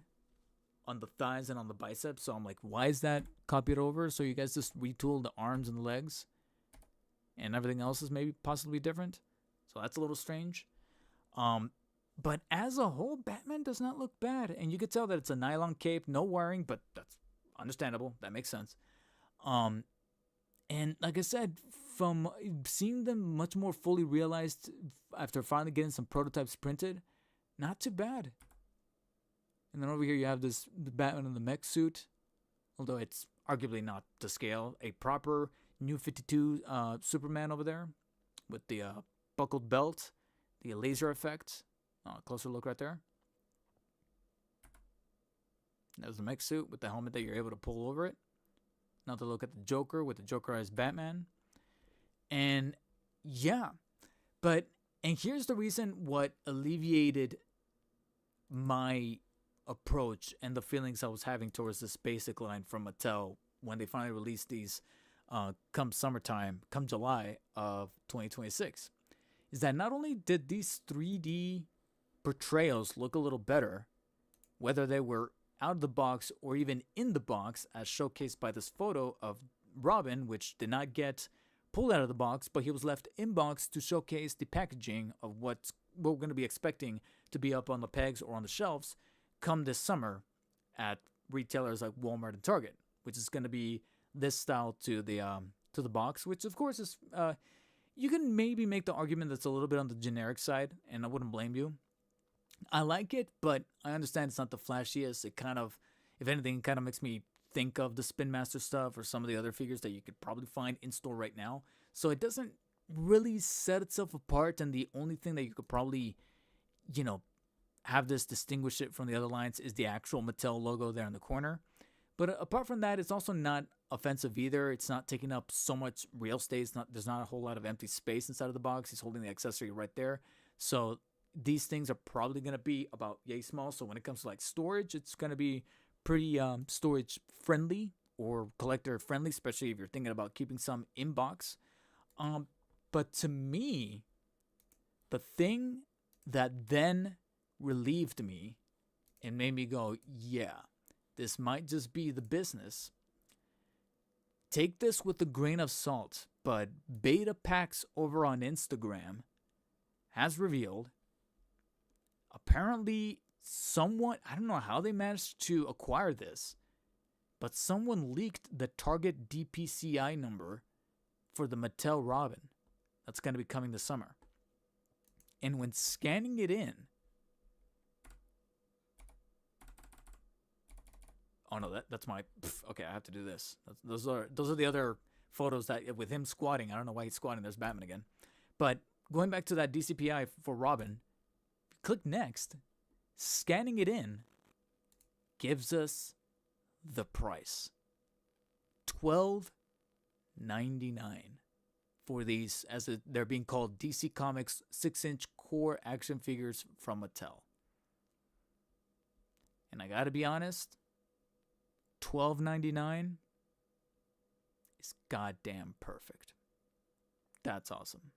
That's definitely what sold me on these Mattel figures. Not only the 3D look that actually looks pretty good in hand. I guess perfect segue to look at some of the more photos that I saved over on Instagram, brought to us by Toyfair. Toyfair is a bit more active on Instagram than he is on Twitter, but we get a closer look at some of that lining that I was kind of mentioning before, but at least we got some different sculpting for the torso, the belt. So look at these photos, and now you can say, not those, but looking at these photos and at the sculpting, you can understand why I got relieved this, because not only do they arguably do look a little bit better in this 3-dimensional, fully realized, fully painted prototype fashion, but knowing now that they're going to be about $12.99, granted, again, take it with a grain of salt. That was a leak. It could change. Maybe at the last minute, Mattel might go, never mind, $14.99. It could change. There could be fluctuations. It could be a false leak. So alleged, skeptical, take it with a grain of salt. But apparently that DCPI, I don't know if you guys want to go and enter it into your nearest Target. Find your nearest Target, go up to that little kiosk and enter the number. Hell, I might do it if I'm at a Target, because I think I might have to find some bread for French toast. I might just go up to one of those consoles, type in that DCPI or that number, and see what it comes up. And if it still stays at $12.99, that's a great price for these. I told myself that it's going to be very make or break for these figures depending on price. It's fine that it's for the kiddies, but it's all about that price. Because even if it's for the kiddies, you can have parents out there looking at these figures. Little Timmy wants one, but if it's like 20 or higher, they're going to look at it, wince, and be like, $20 for that? I could just get my kid something else. And either they don't sell, or they sell initially, little Timmy breaks it, and at that point, the parents are not going to want to bother again. Because they're like, I'm going to fork over another $20. But at $12.99, some parents might just buy two right off the get-go in case one breaks and keep the other in box. Hell, I might be buying two. I mean, for sure I'm buying this Batman. If it stays at $12.99, or hell, if it even stays within that area, within that zone of like $12.99 to $14.99, even $15.99, even though it's kind of pushing it at $16, but $16, I'm like, all right, I might get this, and then for $12.99, pick up Robin. Hell, maybe even toss in that Joker and cover it on the channel, because that is good. That is really good. I dig it. For $12.99, good approach, Mattel. Good strategy. If it ends up being true, allegedly, $12.99, allegedly. Because, yeah, for $12.99, I could see myself picking this guy up and maybe, like I said, one or two others out of the wave. And then as time goes on, that black and yellow version of Batman, that's supposed to be like a all-black version, and then whatever comes out of that wave 2, there's some potential there. There's most definitely potential there. So we have some looks of the figures right there. You saw some of that Joker. We saw a bit of that packaging. Again, potential look at the DPCI number right there. I'll give you guys one other look in case you guys want to input that into your nearest target, see what comes up for you. But this was not the only thing that Mattel showed off regarding DC. They showed off this thing right here called the Batlink Mobile, which is going to be like this little vehicle, understandably gimmicky for the kids, even though, I gotta be honest, it's kind of cool that you can add the Robin cycle, whatever you want to call it, there in the middle and sandwich him in.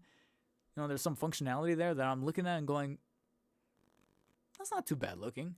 Again, depending on price. If this ends up being just $20, I'm like, nah. Yo, is that, nah, that looks too small. I was going to say, is that black, all black version? Is that the all black version right there? I'm not sure. Now, actually, you know what? It might be. Doc and Dick.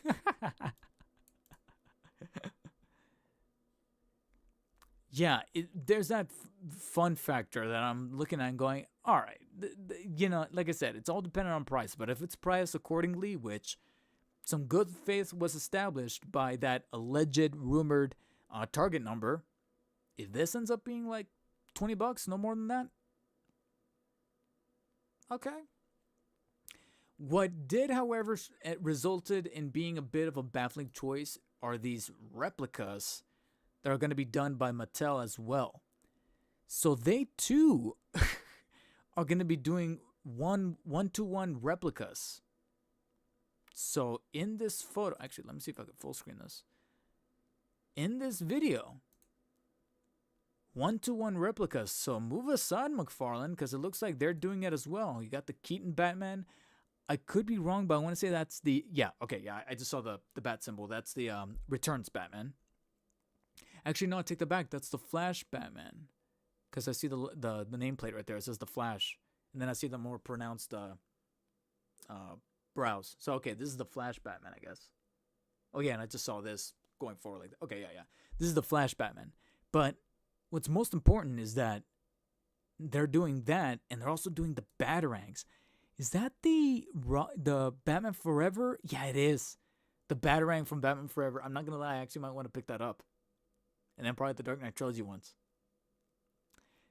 A bit of overkill when it comes to the this big one right here, which was also in Batman Forever for the sonar Batarang that he throws at the end there. But yeah, they're also doing utilities. And and the grapple. That's not to say that we haven't seen grapples before. I think NECA did some of those like one-to-one. Was it NECA? What company was it that did those like one-to-one grapples that you would find at Targets, but they never sold? But now Mattel's doing them. And in terms of like paint, I wish we got some better pictures. But in terms of paints in the Dawn of Justice one and detail, it's a little rough to make out from this video. But you even have the remote detonator glue thing from Dark Knight, from the Hong Kong heist in Dark Knight, or rather the Dark Knight in general, because he also uses it at the end in the climax. You also have it in there too. And then for some reason you got the Clooney cowl from Batman and Robin there on the side. All ending with a quick shot of a banner saying DC Premium Collector Product coming January 2027. Practically a whole year out. This includes not only the replicas, but also what's probably going to be the Elite or Ultimate series of DC figures, like your Ultimate Batman that's going to come with felt goods, the accessories, what have you. Better detail, better articulation, just like the ones with the wrestler figures, which you guys told me, but then recently I saw a Stone Cold Steve Austin Ultimate for $35, and even at $35, I was like, I'm actually a fan of the Texas Rattlesnake. What? And even I was like, I wouldn't mind owning that. And if this is a testament to how it's gonna be with Mattel's approach, damn. But it is a bittersweet to see that they're also doing replicas, knowing that McFarlane also started with replicas, and look where they're at now. Where they're at now. Tom Bowling, well, hey, Tom Bowling, I haven't seen you in a while. Welcome to the stream. Electric Eliminator 5, welcome.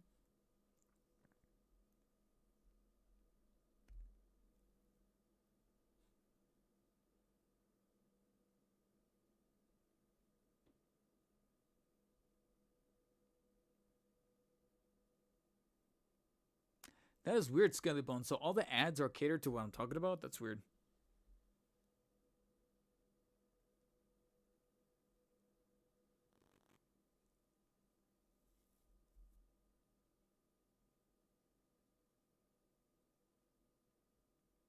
Mattel just acquired the TMNT license, so they're all in. Yeah, so is every toy company known to fucking man.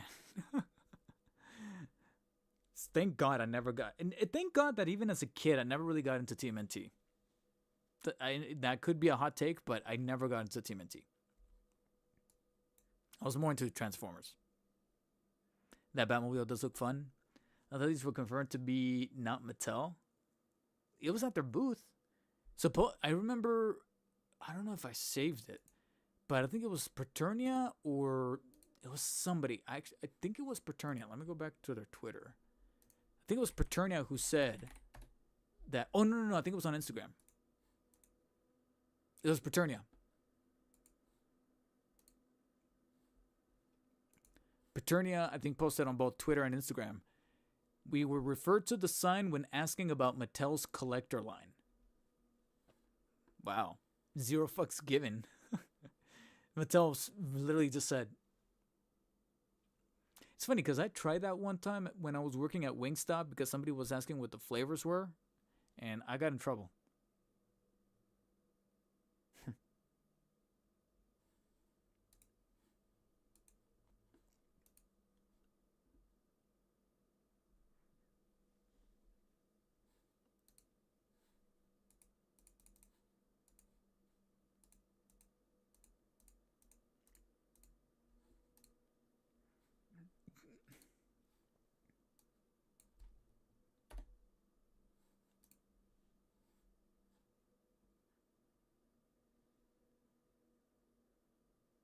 I don't know, Fareed. You might be in the minority there. I kind of like them, but I know that, like I said, there's still room for things to change or be a little bit different. So we'll see.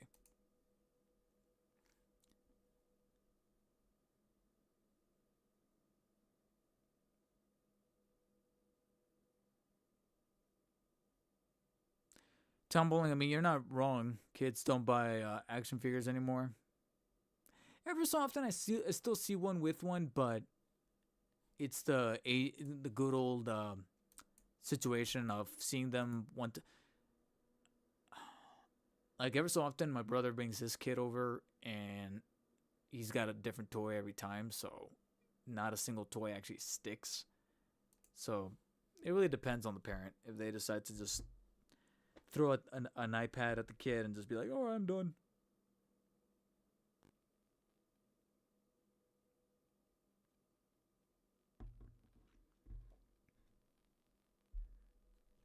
They prefer tablets. Well, like I said, I will not agree with that, only in the sense that they only prefer tablets when they get introduced to them. It's like a drug addict. I'm I'm willing to bet that a good chunk of drug addicts did not like drugs until they got hooked by someone, specifically someone that they. I know this took a dark turn, but most of the time, drug addicts didn't like drugs, but they were told by someone that, hey, you got anxiety, hey, you got that pain in your back, you got that thing. Here's some morphine, here's some opiates, here's this thing, and eventually they're like, well, now I can't function without them. They didn't like them, but now they can't function without them. I think kids with the tablets are the same way. You know who put that tablet in the kid's hands? The fucking parents. That's who I look at. Kids don't know any better. They're fucking stupid. It's so weird how kids could be really fucking stupid and yet be the greatest bullshit detectors of all time. Like, they literally go back and forth. And I'm not trying to do a meme here. They literally go back and forth. Like, they could be such idiots at one time with, like, basic motor function, but when you talk to them, they can tell when you're bullshitting and when you're trying to talk down to them or lie to them. Which is why I'm like, why am I gonna do this whole, hey guys, you guys want to go out? I never talk to a kid like that. If I'm told to tell a kid something, I talk to them with the same cadence that I do with an adult. Obviously, I tried not to like swear or say anything like crazy or out of pocket, as the kids like to say. But, you know, my cadence is exactly the same. I don't, like, dump down and, like, squat over. I'm just like, yo, hey.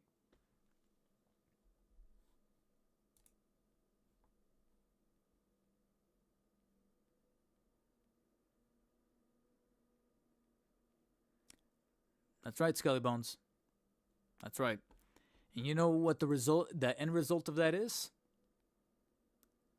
Yeah, kind of topical, actually. What just happened with Discord? If you guys have been keeping up with the news, you know what recently what was announced over at Discord. They're implementing all these like real ID applications to where they're like, hey, you're gonna have to verify this, and that. And I'm like, and then prior to that, you had the whole controversy with Roblox and all that.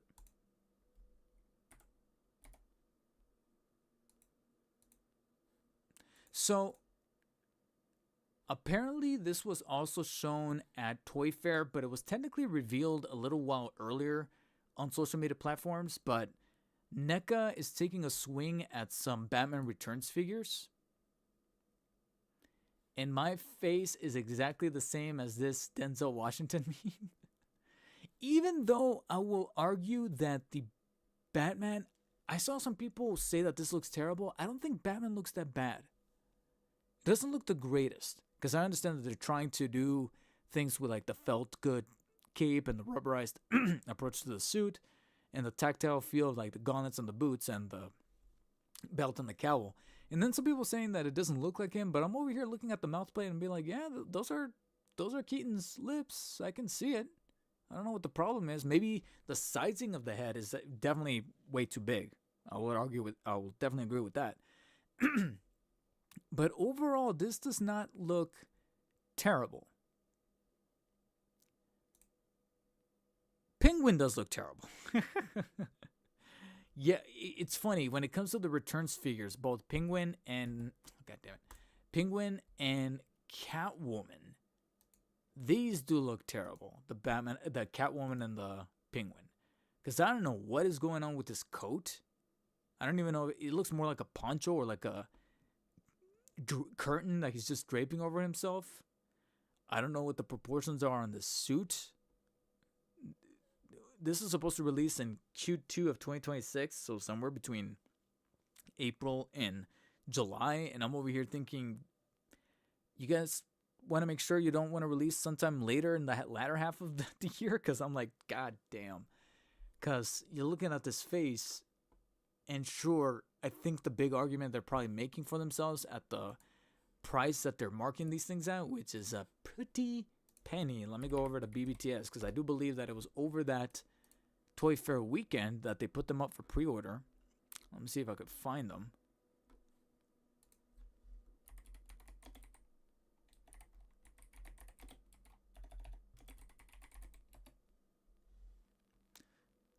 Okay, I thought it was going to be worse. It's not great, but it's not the worst. So, Catwoman and Penguin, and I imagine that Batman's going to be also the same price, $45. This apparently includes the tariff charge for someone like BBTS. I think Entertainment Earth is probably charging around the same place, same area. Estimated to arrive by August 2026. That makes sense. But with Catwoman in particular, I already mentioned how I felt about was it over here? Every former, yeah, god damn it. Where is it? Over here. Yeah, Penguin. I already mentioned my comments about Penguin. Catwoman's corset. What the hell's going on there? What is happening with these proportions? Face is pretty standard, although the battle damage with the hair strands coming out, it's a little nicer, but yeah, I don't know, man. Again, I argue that the Keaton does not look that bad, but it's when we get to Penguin, Penguin and Catwoman that I'm like, Now you can tell the majority of the money went probably towards the outfits. This might not be the business. Yeah, and say for example we go over to Preternia. I think it was either Preternia or was it Toyfair themselves that were mentioning about Batman Returns being up for pre-order. Where are you? Let me just go to media. Starting to lose my voice, so we're gonna have to start wrapping things up. But where's the... Here we are.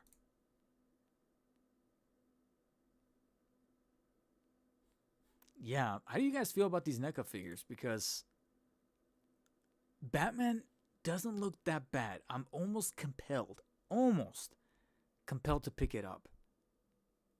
But it's for sure a no with Catwoman and Penguin. Especially since I don't... Potential hot take, but I don't really have that strong of a resonance for Batman Returns. I actually kind of like 89 better. That's just me, though. Got the laughing face. Yeah, somebody said, yeah, clothes must be expensive these days. $45, because even the bulk of the likenesses and the proportioning of the body, I'm like... So, the majority of the money went towards the outfit, I guess. And I'm going through more of the... Here we go. So, official product shots, which are arguably going to be... Damn it. Arguably going to be a little bit more dressed up. And in its defense, I think what helps Batman look a little nicer is that he's technically not from Returns, which is strange that you got two Returns characters in there, but then your Batman's going to be the one from 89, not from Returns. Got the packaging there, the nostalgia packaging. And then over on the side, you're only going to have the grapple, the batarang, and the two hands. So yeah, I don't know. If anything, it kind of gives me vibes of, Beast Kingdom. And after a couple of Beast Kingdom figures, I got a little fatigued. Like, there were some very hit and miss approaches to Beast Kingdom where, like, there was one that actually looked pretty good. Like, the Flash Keaton Batman actually legit looks like a mini Hot Toys, but then the Returns and 89 didn't look so good. And I was like, So I'm very mixed on Beast Kingdom, and I feel like I'm getting the same vibes from this approach NECA is doing with the cloth ones.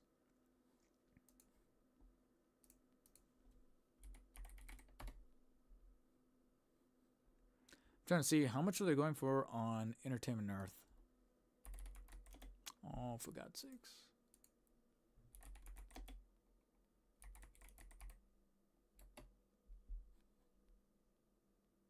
Oh, that's a quarter scale. I was like, what the same price, $40. So it's just that it's just missing that $5.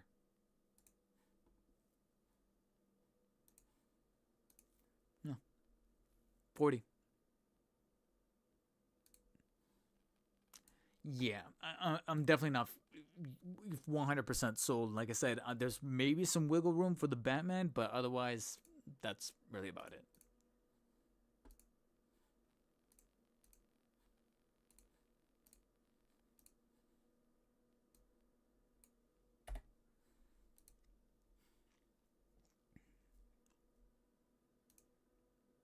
Oh, sorry, Sam Brock. I just saw your chat.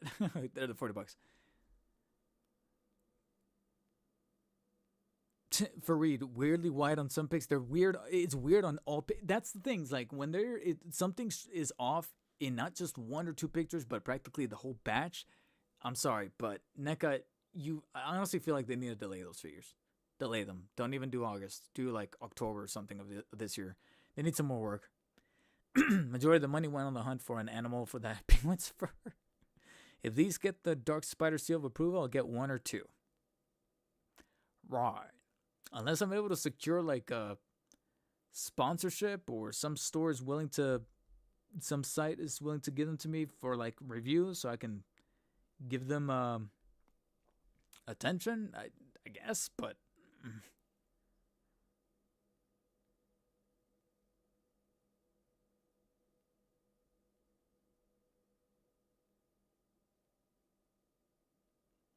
yeah, because I know they've done quarter scale ones, but I mean, at that sizing, I'm like, might as well wait on Hot Toys, which technically Hot Toys, with Batman, Hot Toys has done two versions of the Returns Batman, two versions of the 89 Batman. Um, they have not done Penguin or Catwoman. I know that Catwoman on the 1/6 scale, super realistic or photorealistic approach of things, Jazz Inc. is going to be doing one. So not Hot Toys, but you might have your answer for a Catwoman in that scale and with a realistic approach in Jazz Inc. Penguin, I think they're doing design. I think Jazz Inc. is also doing Penguin. I could be wrong about that. But yeah, you'll be doing that. And also, before I forget, because I had tabs open here on the side, so I don't know if you guys are interested, but there were a couple more photos of some of the Mattel stuff shown off at Toyfair. So, for example, this one had some more shots of of that vehicle, some more close-ups of the figures themselves, some of the Street Fighter stuff. But you have there you go, some closer looks at like the little stitching detail for the Jokerized Batman right there on the lining, even though again the lining is kind of weird. Closer look at John Stewart Green Lantern, and then some product shots of that Batmobile that I mentioned before. It's even got this like little jetpack looking thing. So you have that, and then some better resolution photos here of these, of which is, like I said, the majority you've already seen, but a closer look at some of these faceplates for the Jokerized versions of these characters. So it's probably going to be the accessories that are included here, or maybe they'll be included with each DC release. So maybe for the Batman or the Flash will come in the box. Maybe, I don't know. Closer looks at the gun here. I do like the mouthpiece, the chattering teeth effect to the gun.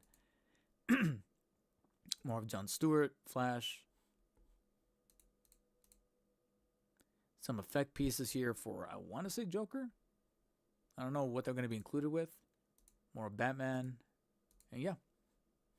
So, just wanted to show that off real fast before we tackle what is possibly our last topic. To do that, I need to go back to...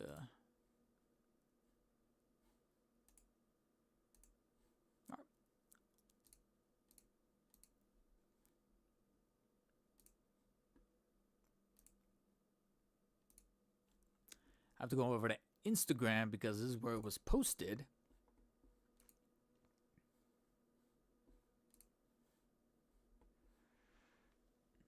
They're doing the yeah. I figured that they were touching on that. They were like, yeah, we're gonna be working on that.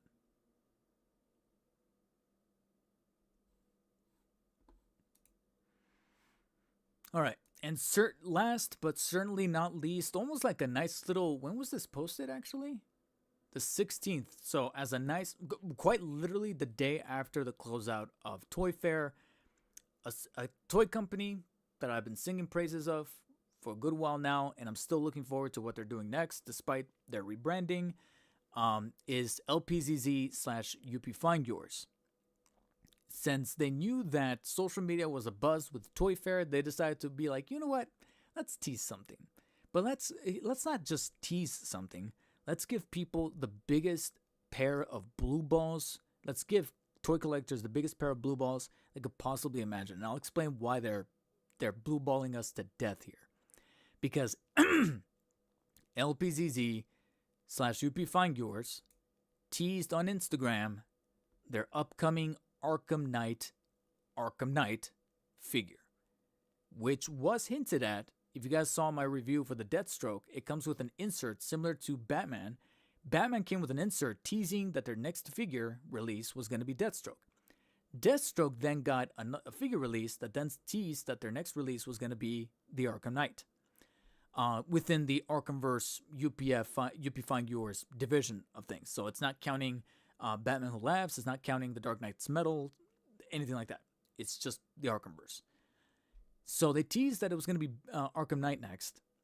But now we got a much more fully realized tease still, because it's not like full product photos or anything like that, of the Arkham Knight figure fully painted and sculpted, because you can make out some of the cuts for the articulation here.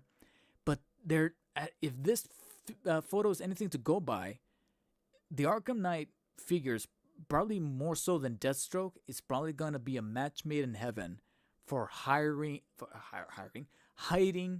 articulation points due to the way that all of the panels and segmentations are done on his armor set. So you're barely going to notice some of these joints. And that's going to be beautiful when it comes to posing this guy.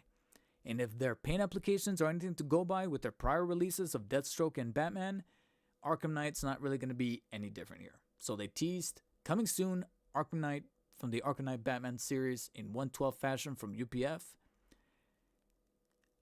Literally the day before Chinese New Year. That's why I said that they're giving us the biggest blue balls, because they knew what they were doing. They knew what they were doing. They dropped this and they're like, peace them out. And now they're gone for 2 weeks. Because for those of you who don't know, LPZZ slash UP Find Yours is a Chinese company. And right on the 17th is Chinese New Year, which means that they're not doing anything work-related for 2 weeks. Literally until, like, what was it again? Let me look at the calendar here. Well, until March 3rd, I believe. 3rd or 4th, somewhere around there. Literally for 2 weeks. Which is why it's been slow for LPZZ. It's why it's been slow for Hot Toys. It's why it's been slow for InArt.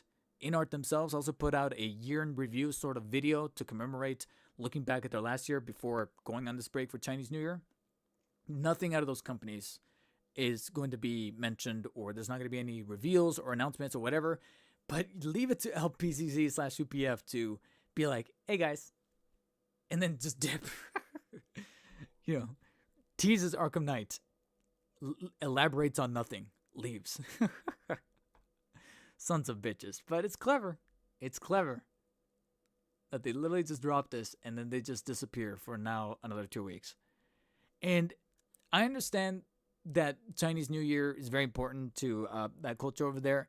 It, strictly from an action figure standpoint, it stings to know that at the end of the day, it's not like they're going silent, but the silence means that they're working on something. No, they're genuinely not working on anything. It's Chinese New Year. That means that production, design, all that stuff, they're not working right now. So that's why I'm like, it's literally like everything is just at a standstill. So that kind of sucks, but it's understandable. Again, it's Chinese New Year. That's the whole point of Chinese New Year, is that, people in this culture, they work very, very hard on the stuff. They're almost workaholics. So when it comes to Chinese New Year, they take it super seriously, to the point where I think there's like some companies and some businesses in China that will legit fine you if you even work on Chinese New Year during that 2-year bracket. If they find out that you did some kind of work, they'll actually like dock it out of your pay or fine you or do something. There's actual like reprimands for that. It depends on the company though. Some companies don't do it, some do. But yeah, they'll actually do that. They take it seriously. So that stings, knowing that they dropped this, but not only are they not announcing anything for the next 2 weeks, they're not even working on anything for the next 2 weeks. But it's fine. Not mad at it. It's just like, oh, you bastards, you did.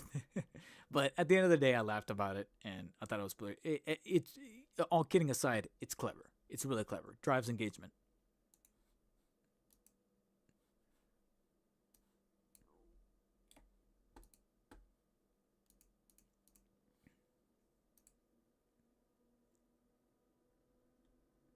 Yeah, and technically, Skelly Bones, there are some sites that you can pre-order him from already, but it's those like weird, I don't want to say sketchy pre-orders. Like Bumbusbee, I think, has him up for pre-order, but it's not like an official pre-order.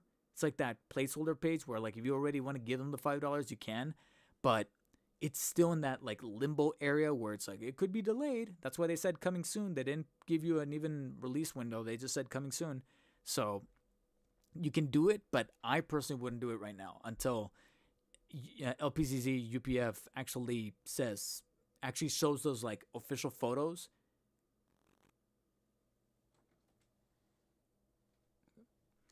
Actually shows those official photos and says, hey, pre-order go live this date. And on that date is when you put down the pre-order. That's what I would do. JM Herrera, welcome. What's up, dude? You're kind of late. Absolute Green Arrow just got revealed. Show the chat. Well, here, hold on. Because I did see that on the side that it was trending. That's the thing. Whenever something Absolute related gets revealed, they actually show it off. I mean, it actually trends. Oh, my God.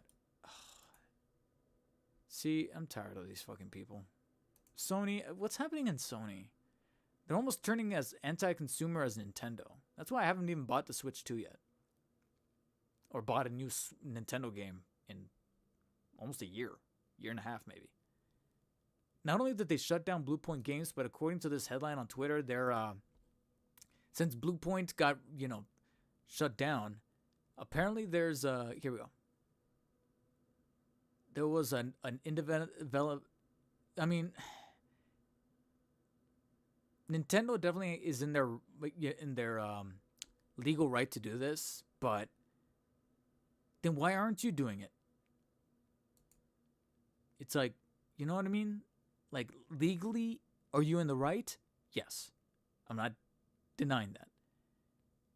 But does this make you look like an even bigger douchebag in the court of public opinion? Yeah, because I'm like, why aren't you just hiring this guy and conveying a team to give people what they want, which is a Bloodborne PC 4K 60 FPS PS5 remake? Because fuck you, that's why. Anyways, I did have Absolute Green Arrow pulled up here.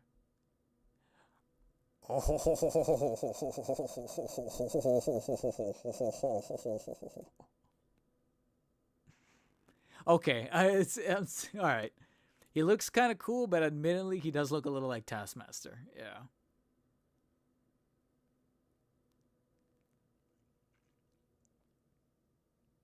Yeah, you know what? It's funny. I'm going to say that the majority of the, like 95% of the outfit does look cool. The skull looked cool at first until someone put this, and I'm like, ah, fuck, never mind. He does look like Taskmaster.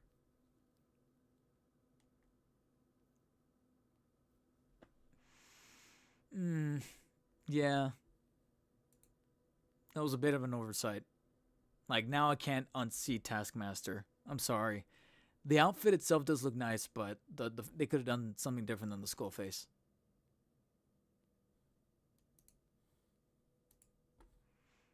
Sorry if I ruined it, JM Herrera.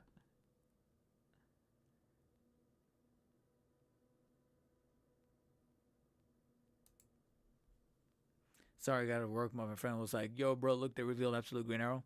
Yeah, the outfit looks cool, but the skull looked nice at first until someone posted that photo of Taskmaster, and now I can't unsee it.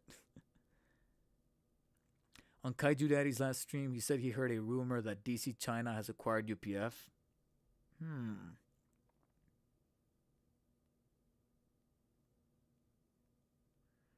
Does that mean that they could still work on other things, though? Because I know that, like I said, they put that poll up saying, saying that, do you guys want us to see figures from Mortal Kombat or Injustice? I wonder if that poll is still up. I don't know. Pepe Instigator said that he heard a rumor from Kaiju Daddy's last stream about that acquisition. But again, it's a rumor.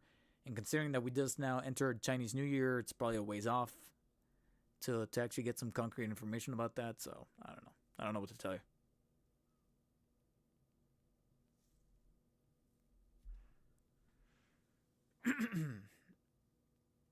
Oh, man.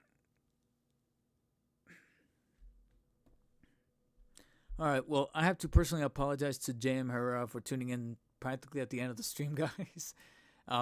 Unfortunately, but yeah, I think that about does it. And that was pretty much all the topics that I did have lined up for today. But of course, the main focus was going to be the stuff over at Toyfair. You guys know that I don't really stream that often, but that was definitely an awful lot to talk about this week.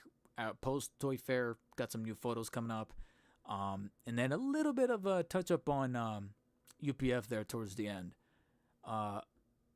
So yeah, we got that out of the way. Spartan 107, welcome to the stream. They had Marvel prototypes a while ago. Oh yeah, I did hear about those, but yeah, they might have to ditch those now. I think they have to ditch those earlier, to where they were like, yeah, no, we can't do this right now. Especially with all the legal loopholes of like Disney and stuff like that.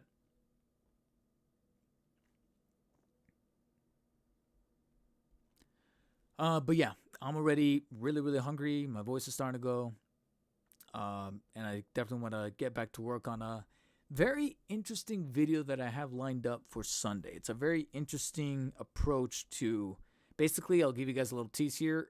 There's some figures from McFarlane Toys DC Multiverse that I didn't cover in 2025. Technically, I bought, but I bought either at a discounted clearance price, through some other means, some loopholes, and by the time I got them, they had already been in circulation for a while, that other things took priority. And so I thought to myself, why don't I take a batch of these figures, 5 in total, and actually cover them very lightning round style in one big video. And that's pretty much what I did. And that's the video that's going to be going up on Sunday. So I'm going to get back to work on that. And I feel like it's a pretty cathartic video to make, considering what I just actually spoke about regarding McFarlane Toys and their presence at Toyfair, and how McFarlane Toddy himself has been kind of conducting himself lately, to where it's a little bit of a bummer. That actually kind of brings me back to something that I completely derailed from earlier, where I said that I had 2 ideas for McFarlane Toys related videos after the recent opinions that I mentioned on McFarlane Toys and how he's approaching his sunset year of the DC license, and how his cadence and how his, like I said, his body language has been, where I want to look into possibly completing my McFarlane Toys DC Multiverse Batman collection and seeing if that's going to be a good video to do, of like hunting down every Batman figure that I'm missing, because I'm literally within, like I said, realistic proportions of completing that set of just Batman, not DC Multiverse as a whole. No, strictly just Batman. I'm actually in that wheelhouse of like, can I finish it? I might be able to. So that's one video idea. And then the second video idea is basically taking a page out of inspiration from a channel called Gamers or Guyvers. It's Gamers, but it's spelled with like a V instead of an A. And they do these video series that's called The Rise and Fall of Ubisoft, The Rise and Fall of Killzone, The Rise and Fall of this. I kind of want to do a video styled like that. That's pretty much the rise and fall of McFarlane DC Multiverse. Not McFarlane Toys as a whole, because I know that they're still going to keep on going. They're still going to continue. They're a private company. They're still going to continue even after the DC license. But specifically the rise and fall of DC Multiverse. Considering that I was kind of there from more or less the beginning, maybe not day one, but like I started picking up some of these Batman figures when I was working at Best Buy in 2020, because we were getting some of them in stock. And I was like, "Ooh, this looks cool." I saw the Arkham Asylum. I think I picked up the Arkham Asylum figures, the Joker and the Batman, from my Best Buy. And I got them at a discount because I was an employee there. That was 2020, and I remember wearing the mask, and we were only taking out orders out to the parking lot because this was COVID time.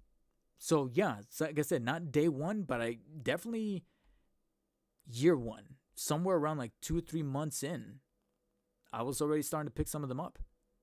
I just didn't know exactly where McFarlane operated from a strategic standpoint with the license, and I started to invest in myself more and more, and I fell down the rabbit hole. So I kind of wanted to make like I said, a style of that channel, talking about the rise and fall of McFarlane DC Multiverse, like a video essay breaking down how they rose and how they're kind of sort of fizzling. But I do generally want to wait until Mattel enters the scene in the latter half of this year to see how that pans out. So it's probably going to be a while before I tackle that video. But yeah, again, guys, I'm losing my voice. I'm getting hungry. I'm going to go and get myself something to eat. So JM Herrera, first of all, happy early birthday. Wait, who said that? Yeah, JM Herrera, happy early birthday. As a present, you're going to be getting a new video from me that morning. So happy early birthday to JM Herrera, Spartan 107, Skelly Bones, Pepe Instigator. Once again, thank you for joining as a executive producer / member of the channel. CM Brock, Electric Eliminator, Farid 38899. Who else was here? Tom Bowling. Big Whopper, Nate Castro. Who else was here? Toy Gains. Again, I'm pretty certain that I've seen this channel before. I don't know. I'll find out later. Leia Glacia earlier. Stone Capybara. Petter Pet. Christian Corbett. And that's pretty much it. And practically everybody else who may have lurked and never chatted, thank you for watching. And if you guys are catching the VOD after the fact, thank you for staying tuned through practically almost the whole 2 hours and 18 minutes plus. If you guys missed the VOD or missed the stream, I will most definitely be taking out the Toyfair discussion and splicing it as its own separate video, probably on Saturday, since I know that people are at home and could probably watch it a little bit easier. So I think the Toyfair discussion is going to be spliced out and posted as its own separate video on Saturday. My DC Multiverse lightning round video is going to go up Sunday. And then after that, I'll see exactly what gets tackled next. And if anything gets announced that's worth talking about, maybe I'll tackle it next week in a stream. But don't be surprised if I go quiet regarding streams, because some overseas companies are celebrating Chinese New Year, so they're going silent. And then McFarlane Toys is just going silent by choice, I guess. But anyways, that does it for me, guys. Thank you for tuning in. Make another live stream on Saturday. I don't know, because Saturday I might have plans with my girlfriend, and plus on Saturdays both of my parents are here, and my dad is here because he's off on the weekends. Let's just say that between my mom and my dad's the one that's just a dick, and if I try to do anything like content, he literally makes more noise to impede on it. He's an asshole. He won't help out. He doesn't help. He doesn't care. My mom will actually stay in the living room and be quiet, but not him. I can't do it. So I'm just letting you know. But yeah, JM, Skelly Bones, Farid, thank you guys for sticking it all the way to the very end. I'll catch you guys on the next one. And as always, stay humble, and I'll see you later. Peace.